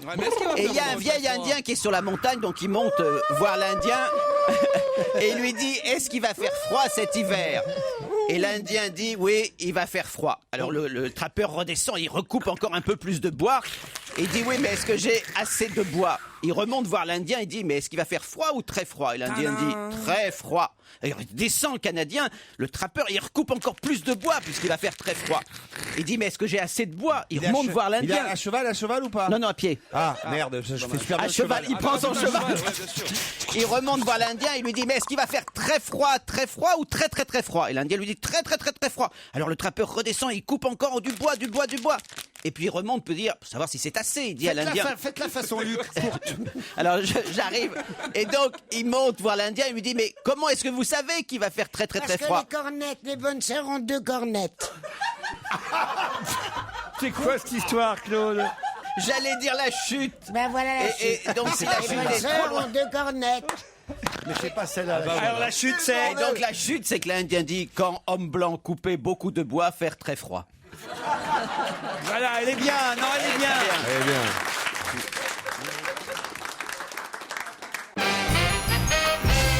C'est 2 garçons qui jouent au foot au parc Borelli à Marseille. Au football, comme dirait Jean-Pierre Coff. Il y a 2 garçons qui jouent au foot, puis il y en a un d'eux qui est attaqué par un pitbull. Alors, heureusement, le deuxième a le réflexe d'arracher une planche de la clôture qui est toute proche et d'abattre la planche avec des clous sur le chien et lui brise la nuque. Un journaliste de la Provence passe par là, se précipite pour interviewer le garçon et commence par noter un jeune supporter de l'OM sauve son ami d'une mort sanglante. Alors là, il dit mais monsieur, je ne suis pas un supporter de l'OM. Ah bon? Mais t'es pour quelle équipe alors? Mais je suis pour le PSG. Alors, le reporter barre ce qu'il a déjà écrit, il recommence son article. Un jeune voyou assassine froidement le compagnon à 4 pattes d'une honnête famille marseillaise.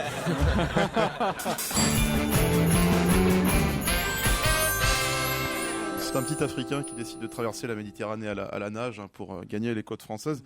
Il nage pendant des heures, pendant des jours, il nage épuisé, il crève de faim. Vraiment, il a très faim. Et enfin, il arrive sur les côtes françaises comme ça, et il se mêle, il crève de faim. Vraiment, il se mêle à un groupe d'enfants du club Mickey comme ça. Et le moniteur lui dit toi, t'as mangé? Il fait ah, non, il dit c'est bon, tu peux aller nager.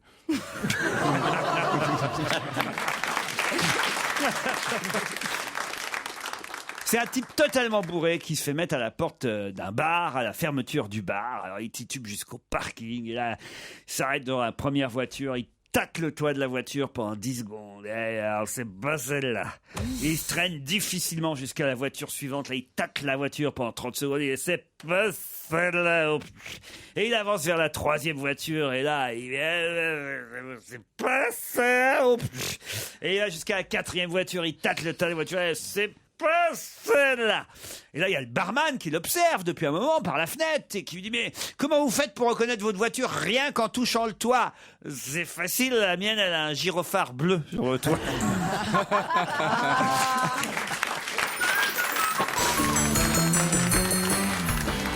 C'est un type qui se fait construire une taverne juste en face d'un cimetière. Et pour faire sa pub, il place évidemment un grand panneau sous son enseigne qui dit « Quoi que l'on dise ou quoi que l'on fasse, on est bien mieux ici qu'en face ». C'est joli quand même. Oui, hein.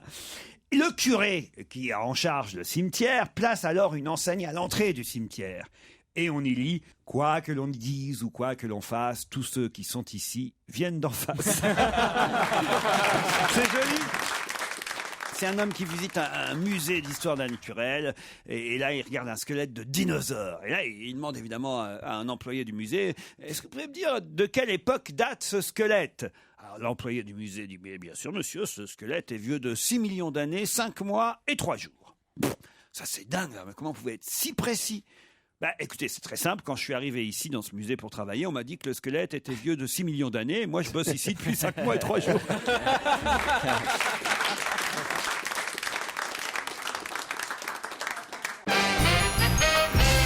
Ça se passe à la caisse d'allocation familiale. Il y a une femme épouse X qui est questionnée par un des fonctionnaires. « Combien d'enfants avez-vous, madame ?»« 10. Et comment s'appelle-t-il ?» Elle dit Bernard et Bernard. Bon, ils s'appellent tous Bernard, mais alors comment vous faites pour les appeler quand ils jouent dehors, par exemple? Bah, dit, c'est facile, je crie Bernard et ils arrivent tous. C'est pas con. Et si vous voulez qu'ils viennent pour le repas à table, bah pareil, ils mangent tous en même temps, on appelle Bernard, les 10 arrivent aussi, vos questions sont idiotes. D'accord, mais si vous voulez en voir un en particulier, ah bah là c'est plus facile, j'utilise son nom de famille. Ouais. Et ben moi j'en ai une, tu vois, alors qui est très fine. Ah, vraiment, hein. Aucune On me l'a grossièreté. dit. Et je suis sûr qu'elle va beaucoup plaire à Yann Moix. C'est Jacques Chazot qui me l'a raconté. Oh bah. Et je la trouve vraiment, tu vas voir, elle est très classe, très Chazot, formidable. ça va. C'est une vieille anglaise. Elle arrive dans un bistrot à Londres où il y a le tout Londres qui est là, tu vois, tout le monde est très très coincé. Elle arrive en hurlant, elle dit: ma journée est gâchée, gâchée, gâchée. Je devais présider, je faisais un discours pour l'enfance malheureuse mercredi 13. Je pouvais pas l'oublier, mercredi 13, j'ai complètement oublié. Ma journée est gâchée, gâchée. Et là, il y a une dame à côté de lui, elle dit: mais ma chère, ça va aller, on est mardi 12. C'est demain, mercredi 13. Et là, l'autre, elle dit: oh, j'ai oublié.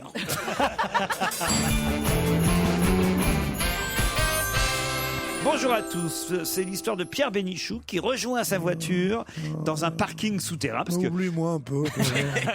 Pierre rejoint donc le parking souterrain pour retrouver sa voiture et il s'aperçoit que le côté droit de sa bagnole est entièrement défoncé. Heureusement, il trouve un mot glissé sous un essuie-glace. Heureux, il lit le mot et il voit écrit: j'ai percuté votre voiture. Tout le monde me regarde, pensant que je vous laisse mes coordonnées. Mais non.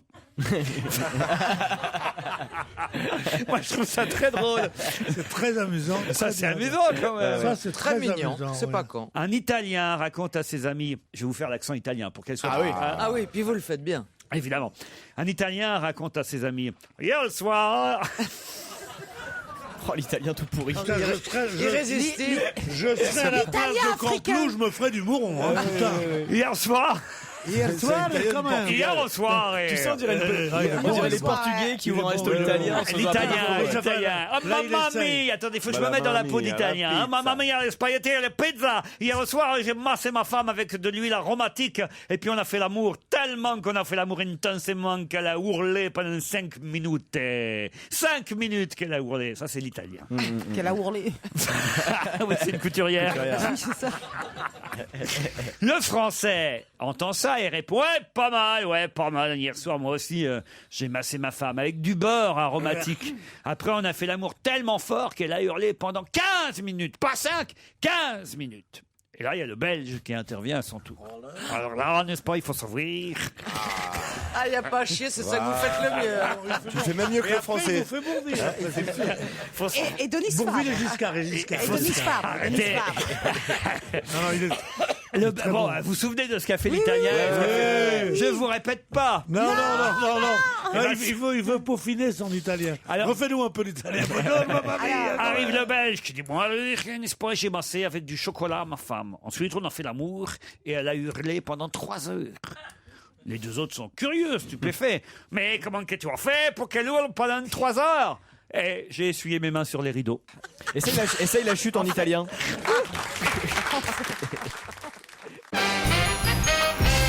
C'est un type qui est dans une Rolls-Royce et il s'arrête à un feu rouge. Et à son niveau, au feu rouge, à côté, il y a une Super 5 tuning couleur fluo, pare-choc rabaissé, phare au néon, aileron autocollant de Tuning Touch sur la lunette arrière, musique à donf dans la Super 5. Je sens que je vais pas tarder à parler par la fenêtre. Non. Le mec de la Super 5 baisse sa vitre et il fait signe au chauffeur de la Rolls-Royce qui fait de même. Dites-moi, dans votre Rolls, là, vous avez un GPS? Oui. Moi aussi. Et dans votre Rolls, vous avez la télé? Oui. Ah ben moi aussi. Et dans votre Rolls, vous avez un frigo? Non, j'ai pas de frigo dans ma Rolls. Moi, dans ma Super 5, j'en ai un. Et le conducteur de la Super 5 démarre à fond sur cette bonne parole. Le conducteur de la Rolls est très énervé.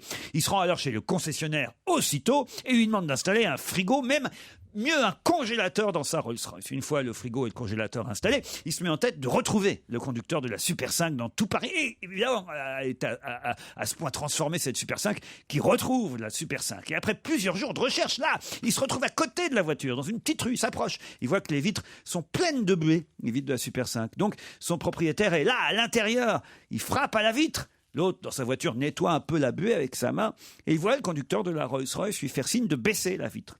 Enfoiré! C'est pour te dire que dans ma Rolls-Royce, maintenant, moi aussi, j'ai un frigo. Et pas seulement un frigo, un congélateur en plus. Putain, et c'est juste pour me dire ça que tu me déranges dans mon jacuzzi. C'est bien, c'est qu'elle est courte. Ah, j'ai un Belge qui m'envoie quelques histoires. Un Français qui va pisser, il se lave les mains avant ou après? Après. On espère. Pendant. Je la connaissais avec un Belge. Elle est pas mal. Comment on appelle quelqu'un qui parle 3 langues? Un trilingue. Comment on appelle quelqu'un qui parle 2 langues? Un bilingue. Comment on appelle quelqu'un qui ne parle qu'une langue? Un français. Ça, c'est pas faux. Après avoir créé la France, Dieu trouva que c'était le plus beau pays du monde. Ça allait faire des jaloux. Alors, pour rétablir l'équilibre, il a créé les Français. Ah ben, ils sont sympas, les Belges. Dis donc, ils ont mis combien? 100 ans à se rebeller? Ah, on a intérêt quand même à faire attention. Hein. C'est 4 dames qui parlent de leur progéniture, de leur enfance. 4 jeunes mamans même. Alors, la première dit « Mon fils est tellement précoce, il a su marcher à 9 mois. » La deuxième surenchérit « Le mien, il est tellement précoce qu'il avait toutes ses dents à 7 mois. » La troisième, très fière, dit « Mon petit chou, moi, il parlait, mais parfaitement à 1 an et demi. » La quatrième dit « Le mien est encore plus précoce, il est mort la semaine dernière. » Ce sont 2 vieux qui discutent. Le premier dit au deuxième « Je te parie 100 € que je peux deviner ton âge. Ok, je marche. Mais pour ça, il faut que tu baisses ton pantalon. » Celui-ci s'exécute, baisse son pantalon et son ami commence à soupeser chaque testicule, puis à les malaxer méticuleusement pendant un bon moment. Et alors il dit « Ça y est, je sais, t'as 82 ans. » « Mais c'est incroyable, comment t'as fait? Tu me l'as dit hier. » J'ai échappé belle parce que Stevie, tout à l'heure dans le train, il m'a demandé mon âge. Une histoire envoyée par un autre auditeur qui s'appelle Patrick. C'est l'histoire d'une institutrice de dernière année de maternelle. Elle est au mois de janvier, elle est là. C'est un mois un peu dur pour tout le monde, le mois de janvier. Et un des gamins demande de l'aide à l'institutrice. Il y a des institutrices dans la salle, elles savent sûrement que l'hiver, c'est un peu plus compliqué que les autres mois et que les autres saisons, parce qu'il faut rhabiller les petits, évidemment, qui sont emmitouflés, évidemment, avant de sortir dans la cour de récréation. Alors, il y a un des gamins qui demande de l'aide à l'instit pour mettre ses bottes, pour aller à la récré. Et en effet, les bottes sont vraiment difficiles à enfiler. Après avoir poussé, tiré, repoussé, tiré dans tous les sens, les bottes sont enfin chaussées par le gamin qui dit « Elles sont à l'envers, maîtresse ». La maîtresse attrape un coup de chaud quand elle s'aperçoit qu'en effet, il y a eu inversion des pieds. Bref, nouvelle galère pour enlever les bottes, rebelote pour remettre les bottes, mais elle réussit à garder son calme. Elle a choisi ce métier, c'est une vocation. Elle est fière d'être professeure des écoles aujourd'hui. Bon, et elle garde son calme. Et une fois que les bottes sont rechaussées au bon pied, la botte droite à droite, la botte gauche à gauche, le gamin lui dit, avec toute la candeur qui caractérise les enfants, « C'est pas mes bottes ». À ce moment, elle fait évidemment un gros effort pour ne pas lui mettre une baffe. Elle se retient, elle commence. Et puis elle se mord les lèvres, elle se calme. Elle dit j'ai fait ce métier. Comme elle voit que le gamin a l'air un peu contrarié quand même. Bon, allez, on les enlève. Elle enlève à nouveau les bottes et elle se met au boulot. Le deuxième pied est presque sorti quand le gamin poursuit. C'est pas mes bottes, c'est celles de mon frère, mais maman a dit que je dois les mettre. Là, évidemment, elle a envie de pleurer, l'institutrice. Elle a envie de l'étrangler. Elle a envie de Vologne. Elle a envie de Vologne. Bah, oui, j'en rajoute toujours un peu. Horrible. Et non, et le gamin pleure, évidemment. Alors elle se calme une nouvelle fois. Et elle entreprend de lui remettre les bottes. L'opération est enfin réussie. Il a les bottes de son frère, certes, mais il a les bottes. Et la maîtresse se sent fière d'avoir enfin réussi sa mission. Pour aller jusqu'au bout, elle le met debout, lui fait enfiler son manteau, lui met son cache-nez et lui demande « Où sont tes gants ?» Bah, je les ai mis dans mes bottes. Moi, je trouve ça très mignon.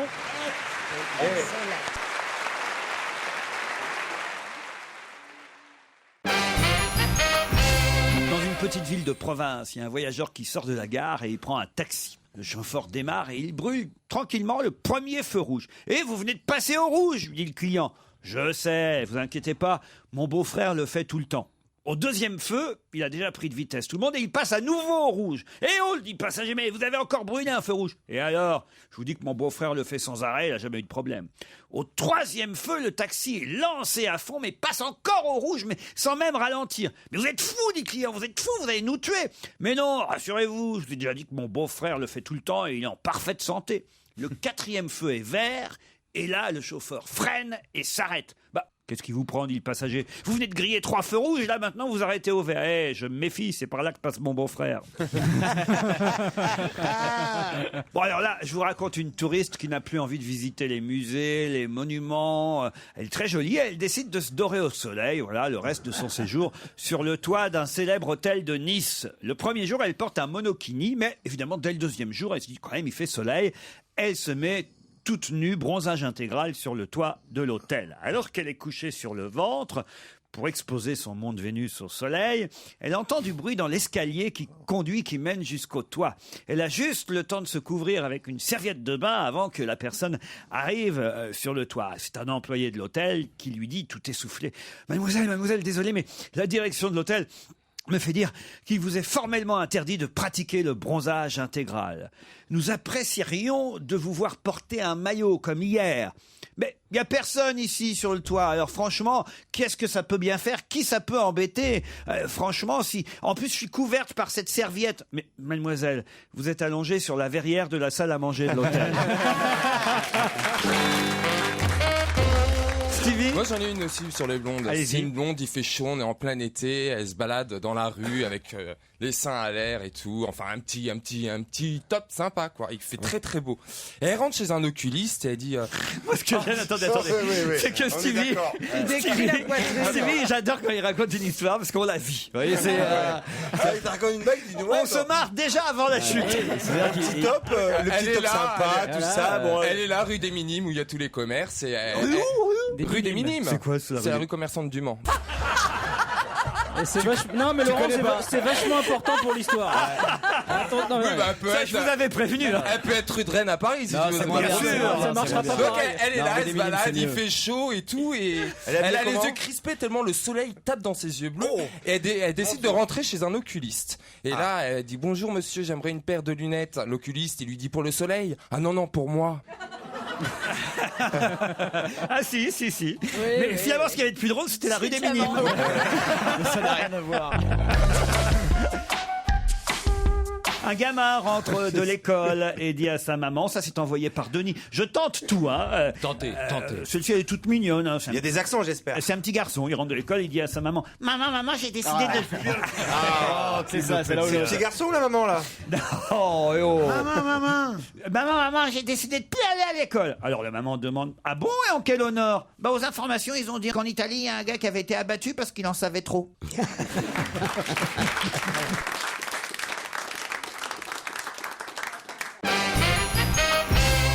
C'est un gamin qui revient de l'école avec son bulletin de notes. Il a 20 sur 20 partout, sauf en lecture, où il a 19 sur 20 seulement. Son père est furax, alors son père le tabasse, lui dit « Je veux que tu aies 20 sur 20 partout, même en lecture, pour le trimestre suivant. » Bon. Deuxième trimestre, pareil. Il revient, le gamin, il a 20 sur 20 partout, sauf en lecture, 19 sur 20. Alors le père frappe à nouveau son fils. Et tous les soirs, il le frappe. Il dit, je vais te faire travailler ta lecture, moi, jusqu'à minuit. Pendant tout le premier trimestre, c'est comme ça. Le gosse est épuisé, couvert de bleu. Troisième trimestre, même chose. Le père devient fou. Il décroche son fusil. Il vise son fils avec le fusil.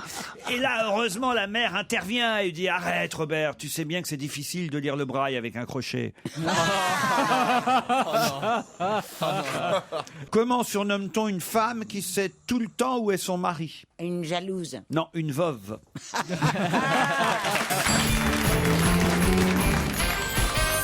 C'est deux Belges qui discutent. L'un d'eux va se marier. Ah, eh bien, tu dis, je suis pas sûr que ma femme soit vierge. Hein. Elle me dit qu'elle est vierge, mais je ne crois pas. Hein. J'aimerais bien avoir un truc pour savoir si vraiment elle est vierge. Ah ben ça, j'ai un super truc pour toi. Tu vas voir, c'est simple. Hein. Tu prends de la peinture rouge, de la peinture bleue et une pelle. Qu'est-ce que je fais avec de la peinture bleue, une peinture rouge et une pelle? Pareil, tu vas te peindre une couille en bleu, une couille en rouge. Et si pendant la nuit de noces, ta femme te dit « Ah, c'est la paire de couilles la plus drôle que j'ai jamais vue », alors tu la sommes avec la pelle.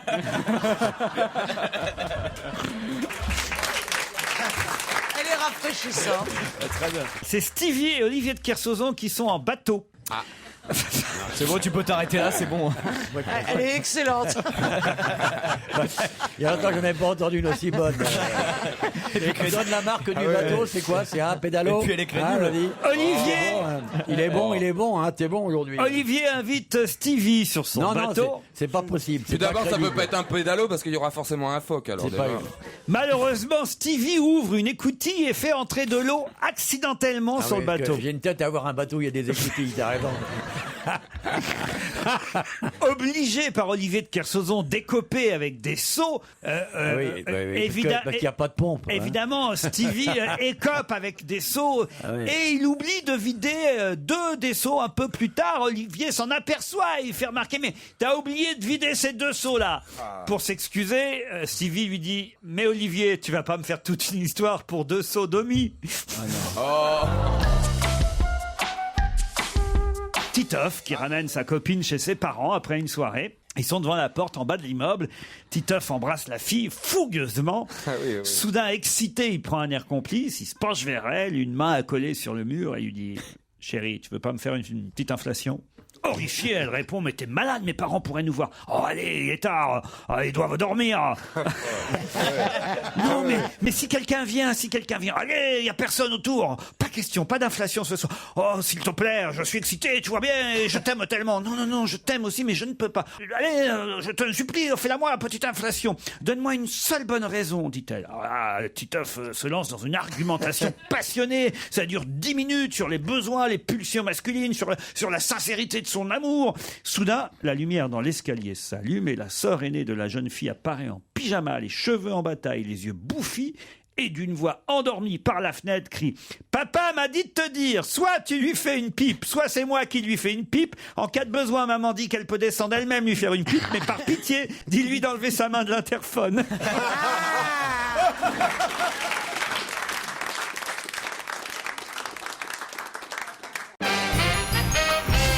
C'est le grand-père de 95 ans qui vient de décéder. Laurent, est-ce qu'on peut rire d'abord avant d'attendre la suite? Je pense que c'est mieux. Alors on fait le rire, puis après vous devez raconter la blague. Le grand-père de 95 ans qui vient de mourir, a priori, c'est pas drôle. Vous imaginez bien. Le petit-fils va présenter ses condoléances à sa grand-mère, qu'elle en a 90, à 5 ans plus jeune que le mari qui vient de décéder, donc. Et il trouve la mamie en larmes. Il la prend dans ses bras, sa mamie, et il la console. Un moment plus tard, il voit qu'elle est un peu plus calme, et le petit-fils en profite et lui dit « Mais comment il est mort, papy ?» « C'est arrivé en faisant l'amour, lui dit la grand-mère. Le jeune garçon répond que les personnes de 90 ans ne devraient pas faire l'amour parce que c'est très dangereux, mamie, de faire l'amour au-delà de 90 ans. Mais la grand-mère lui explique « Mais nous faisions l'amour seulement le dimanche depuis 5 ans, très calmement, au rythme des cloches de l'église. Ding pour la mettre, dong pour la sortir, ding pour la mettre, dong pour la sortir. Et qu'est-ce qui s'est passé, mamie ? Oh là, mon garçon, le marchand de glace est passé avec sa clochette. » J'en ai une autre de blague envoyée par Jamel. C'est une blague qui se situe dans un pays du tiers-monde, me dit-il. Il y a un maire dans la ville et son adjoint, ainsi que le chef des projets de la mairie, sont en train de discuter pour résoudre le problème d'un grand trou. Un grand trou qui est dans la grande rue de la ville et qui provoque énormément d'accidents. Alors le maire de la ville dit « Bon, on va mettre un poste de SAMU à côté du trou. Comme ça, on pourra secourir tout de suite tous ceux qui tombent dans le trou. Ah, ce sera plus rapide. » L'adjoint au maire dit non, mais non, enfin, on va construire une clinique juste à côté du trou. Ce sera plus rapide. Et voilà, plutôt que de faire venir le SAMU du trou jusqu'à l'hôpital, voilà, mettons tout de suite la clinique à côté du trou. C'est une spéciale du trou, quoi, aujourd'hui? Non, le trou. Ah, d'accord, ok. Et là, il y a le chef des projets qui dit mais non, on va combler ce trou. Pas con. Et on va creuser un autre trou à côté de l'hôpital de la ville.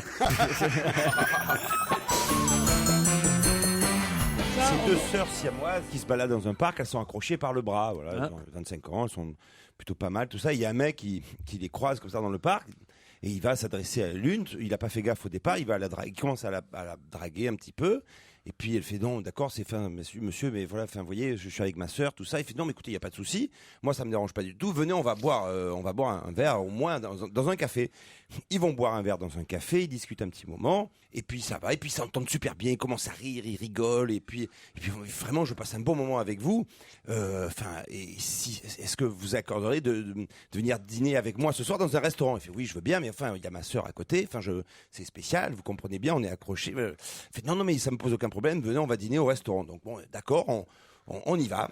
Le soir, ils se retrouvent, ils s'habillent bien, les deux sœurs s'habillent. Ils se retrouvent dans le restaurant, ils commencent à dîner, et là ils dînent, ils discutent, ils s'entendent vraiment bien, ils commencent à lui caresser un petit peu la main, il fait attends, on peut pas aller aussi vite que ça, il y a ma sœur juste à côté, on peut, c'est quand même, voilà, donc bon, il caresse un peu la main, puis il continue à dîner, et puis il sert un verre, et puis il boit, il fait bon, j'habite juste à côté, venez boire un dernier verre à la maison. Ah, ils vont boire un verre à la maison, et puis là ça se passe bien, ils commencent à embrasser, il fait attends, il y a ma sœur siamoise à côté, c'est pas possible, il fait mais c'est pas grave, et puis il lui caresse la pipe, puis il commence à se caresser, et puis il commence à faire l'amour, et puis il se déshabille, et puis il baise, il y a la sœur à côté qui est là, qui regarde un peu à côté, tout ça. Et puis le mec est musicien. Sur le mur, il y a une trompette. La sœur siamoise tape sur l'épaule, il dit je veux pas vous déranger, ils sont en train de baiser comme des fous. Ça vous dérangerait pas si je joue un petit peu de trompette en même temps?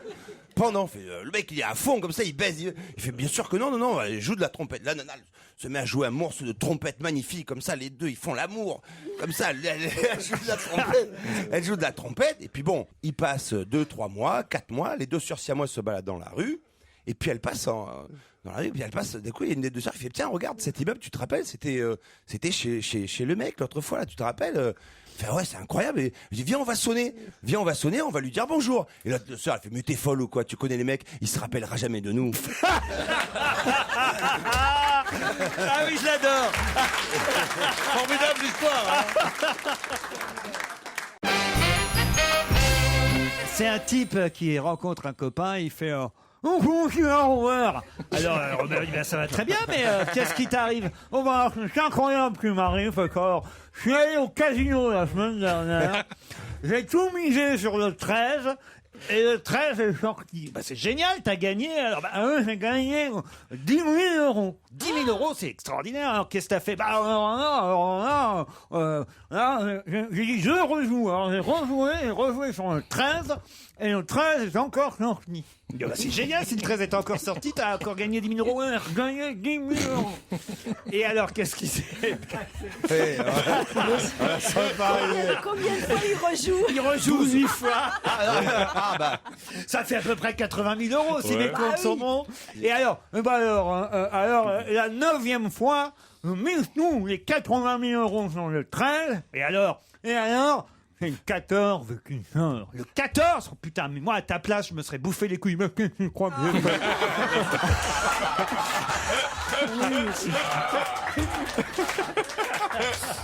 Oui, Christine. Moi aussi, j'en ai une. C'est un mec qui... Je peux sortir? C'est un mec au café qui dit « Je voudrais un café crème. » Alors, le serveur, il lui dit « Un café crème ?» L'autre, il dit « Vous vous foutez de ma gueule ?» Alors l'autre, il dit « Non, je me fous pas votre gueule, c'est pas comme ça. » Et alors, il y a un autre qui arrive, un autre client qui arrive et qui dit « Et je voudrais un demi, s'il vous plaît. » Et il y a le serveur qui dit « Un demi, c'est parti. » Alors l'autre, il dit « Voyez, vous foutez de ma gueule. » Et le serveur, il dit « Mais non, c'est lui que je me fous de la gueule. »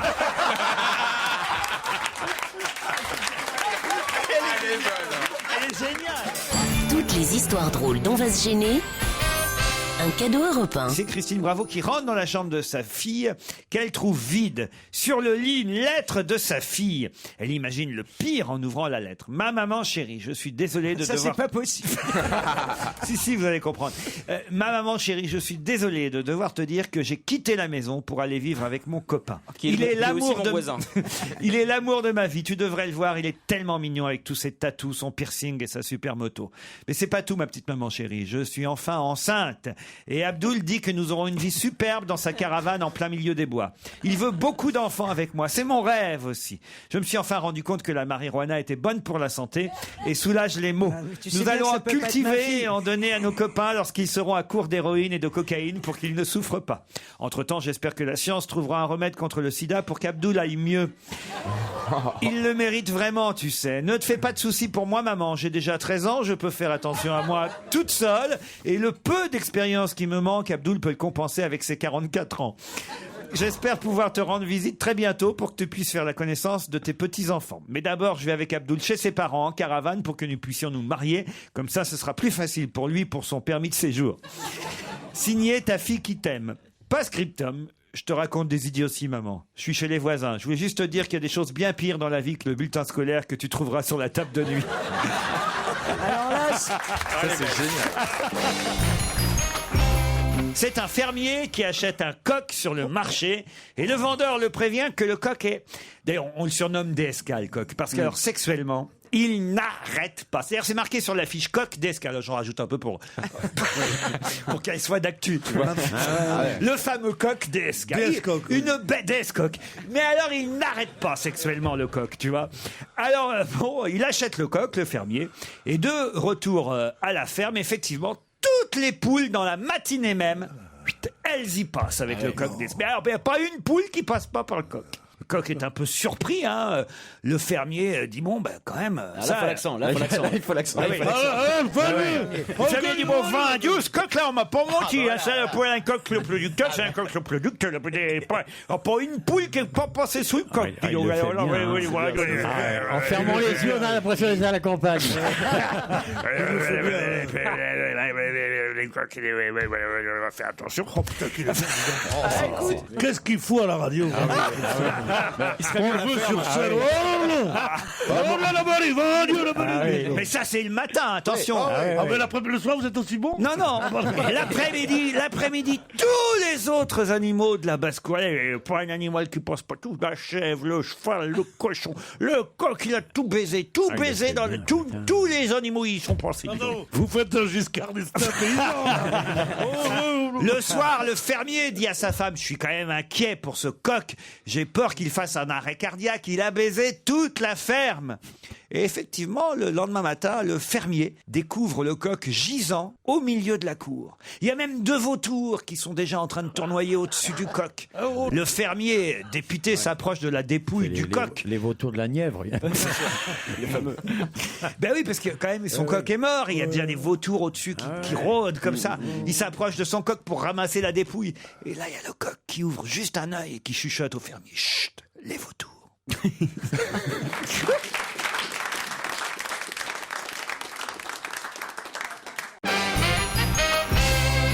se passe dans la cour d'une caserne en Italie dans les années avant la guerre de 70, à l'époque où les soldats et notamment les officiers avaient un sabre réglementaire sur le côté. Et dans la cour de la caserne, le colonel au 3e étage, qui regardait par la fenêtre, s'aperçoit que le lieutenant Bertolucci, qui traversait la cour, n'avait pas son sabre réglementaire. Et comme le colonel n'aime pas beaucoup le lieutenant Bertolucci, il en profite pour le faire monter. Bertolucci, montez me voir, s'il vous plaît. En passant au 2e étage au mess des officiers, Bertolucci s'arrête et demande à un copain de lui prêter son sabre réglementaire en lui disant qu'il est appelé par le colonel. Quand il entre chez le colonel, celui-ci est ravi de pouvoir lui mettre une sanction, mais il s'aperçoit vite que le lieutenant Bertolucci, sur le côté, il a bien son sabre réglementaire. Alors il lui dit, Bertolucci, pour les manœuvres de demain, voulez-vous les avancer à 8 heures ? Oui, mon colonel, dit Bertolucci.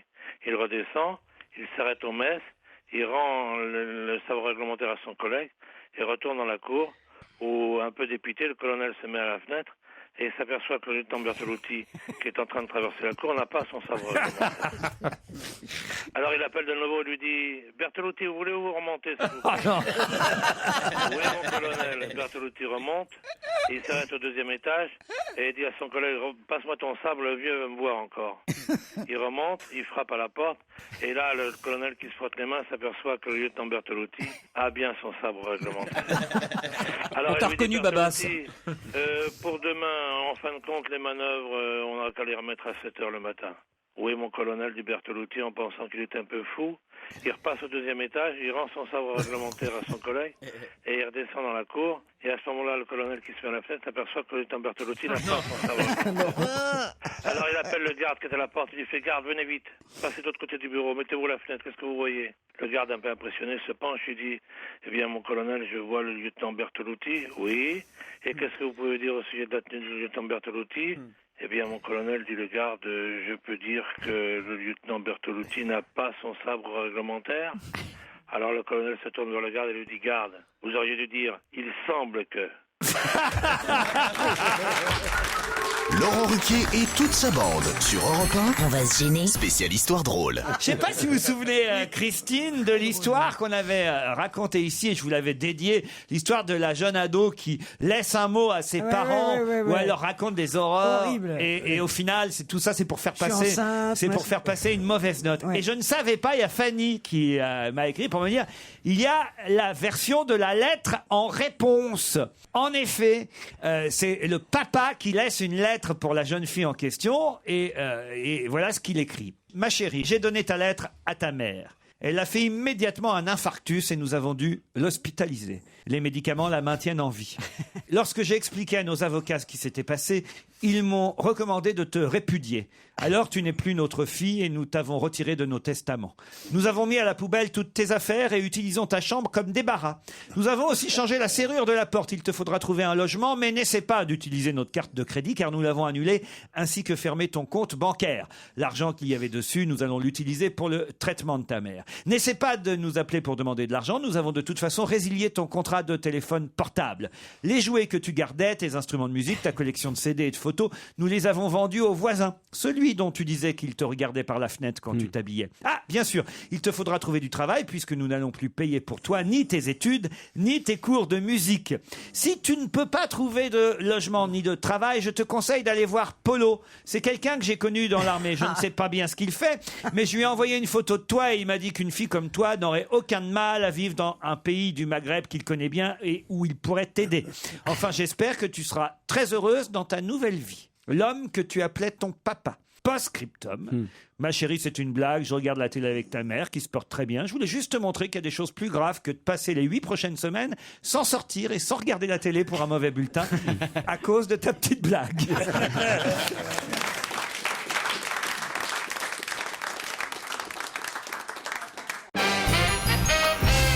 C'est un gars, il était tendu depuis près d'une heure à côté de sa nouvelle petite amie après une relation sexuelle qui a été, il faut le dire, des plus torrides. Ils sont là tous les deux, ils commencent à apprécier ce moment, l'après. Je ne sais pas si vous aimez ça, après. Non, il n'y a plus, moi. Voilà, mais c'est là, ils sont là tous les deux. Puis il s'aperçoit que sa petite amie continue à lui tripoter les testicules. Et il voit qu'elle semble tout particulièrement apprécier cette partie de son intimité. Alors, tout en profitant des caresses, le gars quand même finit par se tourner vers elle au bout d'une petite demi-heure et lui dit « Mais pourquoi aimes-tu autant faire ça ?» Et là, elle lui répond « Les miennes me manquent tellement depuis mon opération. » Oh non.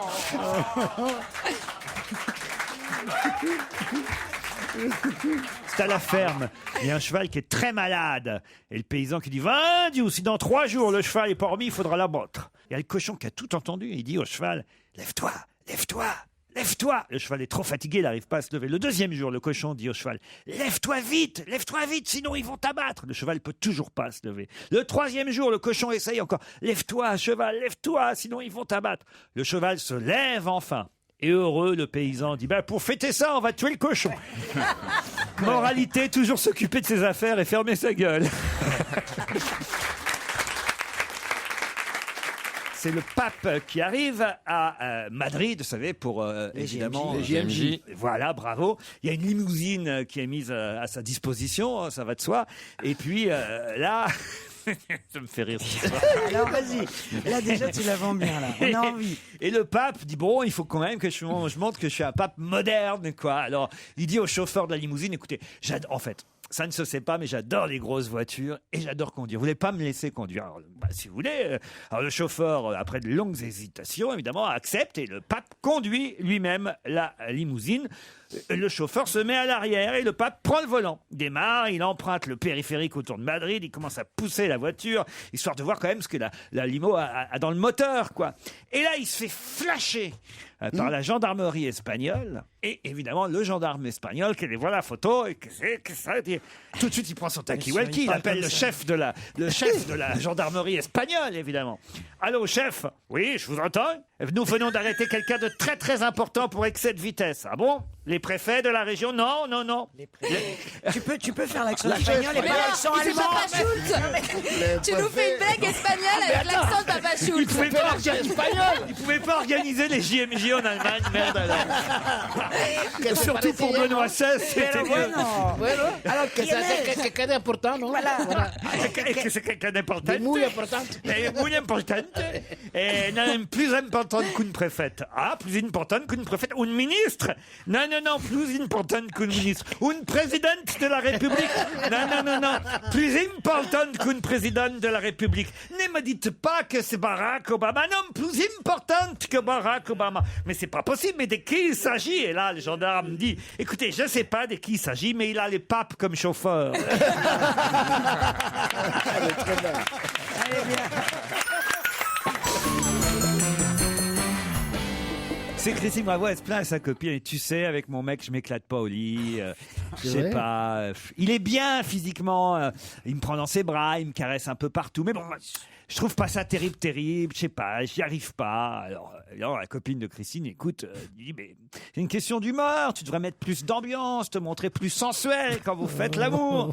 Christine, mais comment ça, plus sensuel? Écoute, lui dit sa copine, t'as qu'à regarder sur Canal+, le film X, le premier samedi du mois. Super. Tu sais, la fille, pour exciter son partenaire et aussi les téléspectateurs, elle simule. Comment ça, elle simule, dit Christine. Elle pousse des petits cris pour faire monter le désir. Alors voilà, t'as qu'à faire la même chose. Tu regardes Canal, tu vois comment la fille, elle fait, comment elle crie avec le mec. Et voilà, si ton excitation vient pas vraiment pour créer une ambiance, tu fais comme elle. Pourquoi moi? Arrive le jour du câlin. Et là encore, vraiment rien de terrible de la part du mec, quoi. Alors, Christine, qui a regardé la veille le film X sur Canal. Sur Canul. Le lapsus. Canule place. Sur Canul. se souvient des conseils de son ami. Alors, oui, il faut que je fasse comme pendant l'amour, hein. Ouais, il faut que je fasse comme ce que j'ai vu à la télé. Et là, pendant que le mec lui fait l'amour, Christine commence à faire.